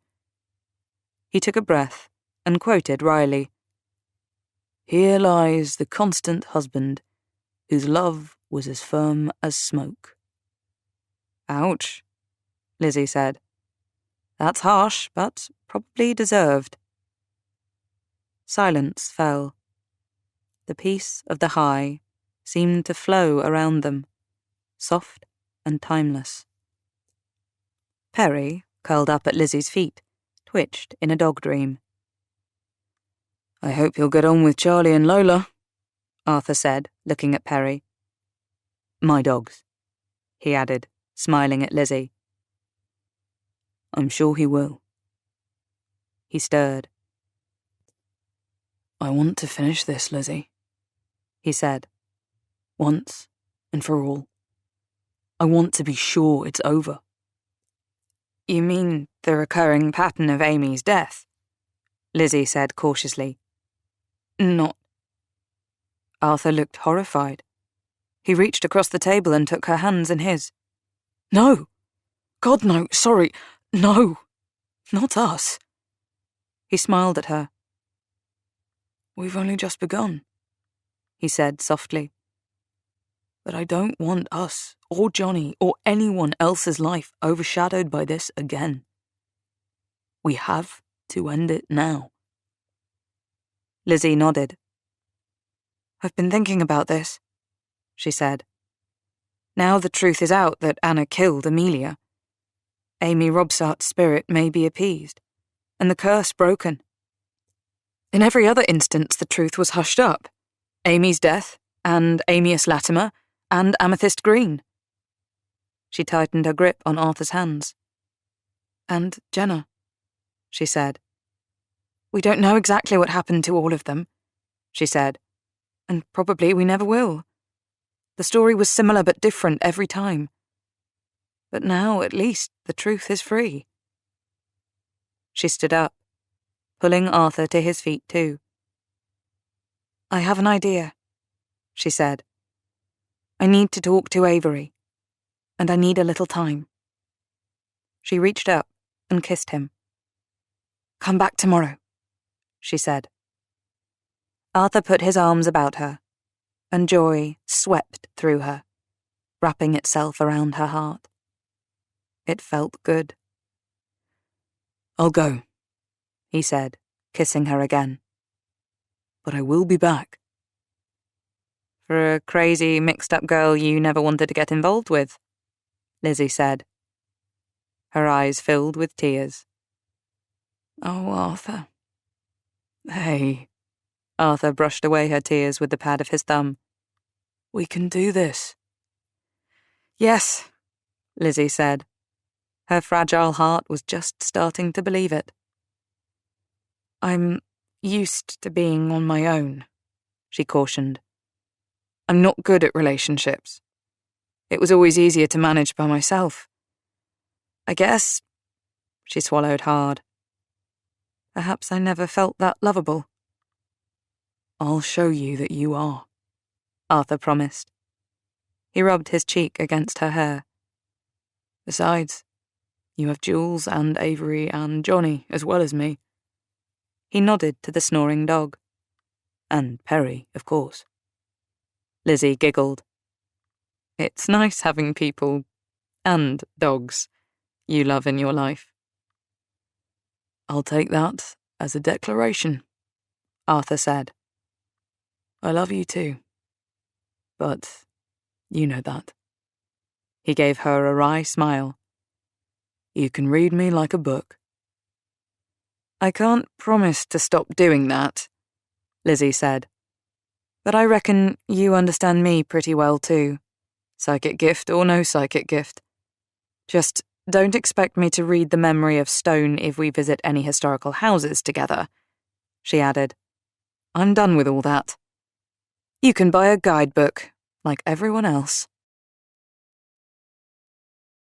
Chapter 27.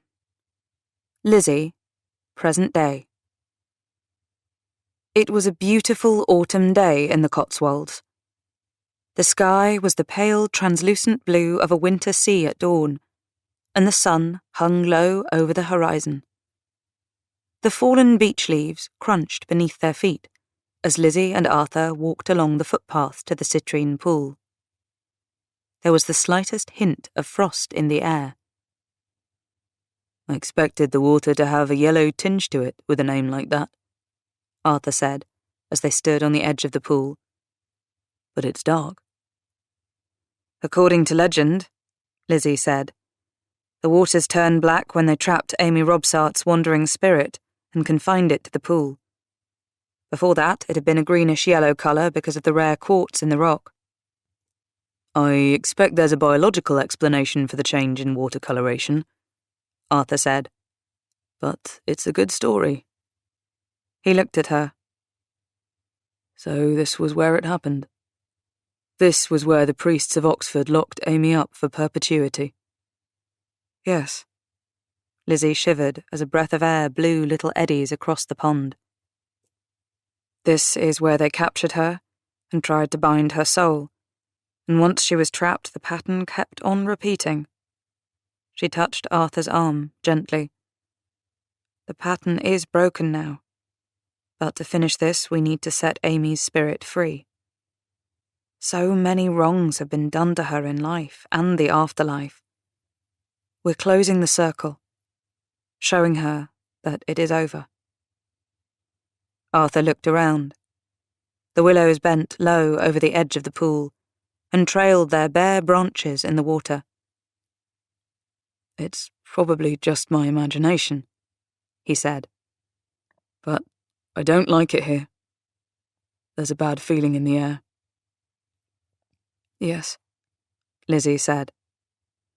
She'd felt it from the moment she had seen the dark water glittering in the low sun. "I almost expect to see a flash of lightning and an apparition from a horror film," Arthur said. He dug his hands deep into the pockets of his coat and hunched his shoulders. "Poor Amy," he said. "What a horrible fate." Lizzie put down the cardboard box she had been carrying and lifted the lid. Inside was a wreath of leaves and flowers that she had created that morning with Avery's help.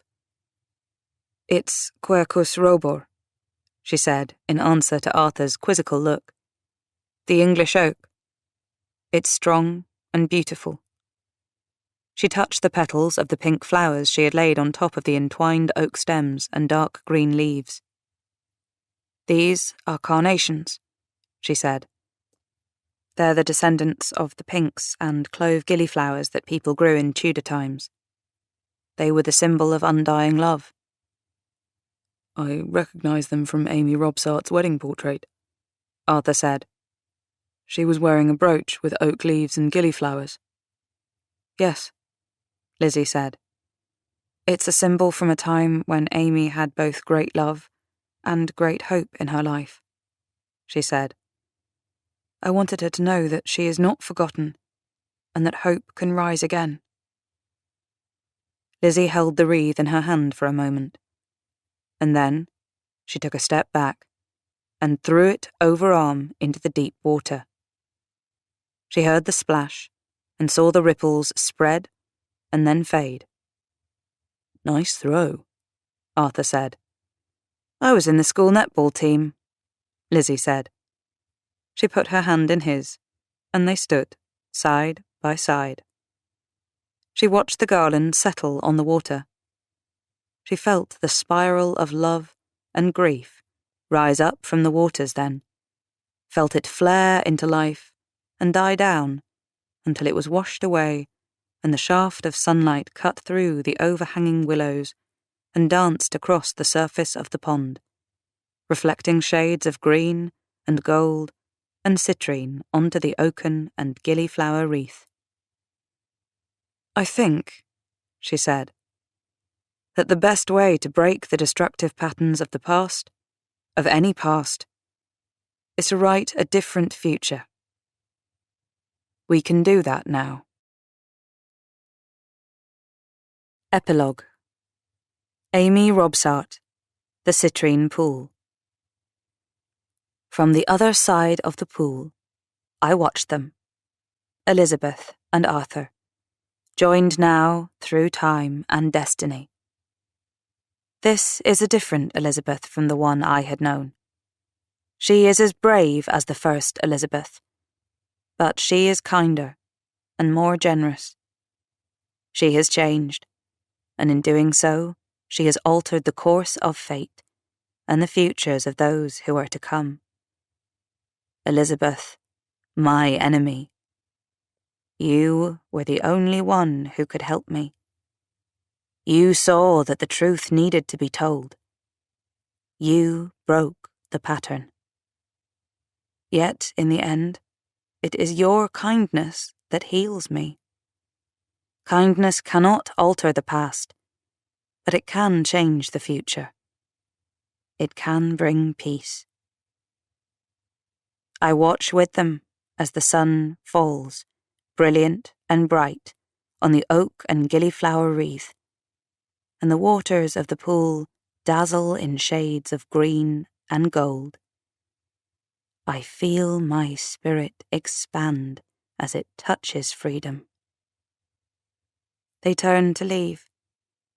His arm is about her head against his shoulder. They love. They will always love. This I know. My time is done now. I can leave too, slip away, and be gone, with love and hope in my heart. I am no longer trapped. I can go where I will and be free. It is a beautiful day. We hope you have enjoyed this unabridged production of The Forgotten Sister by Nicola Cornick, presented by Graydon House and Harper Audio. Executive Producer Jennifer Lopes. Text copyright 2020 by Nicola Cornick. Production copyright 2020 by HarperCollins Publishers Limited. All rights reserved. Thank you for listening.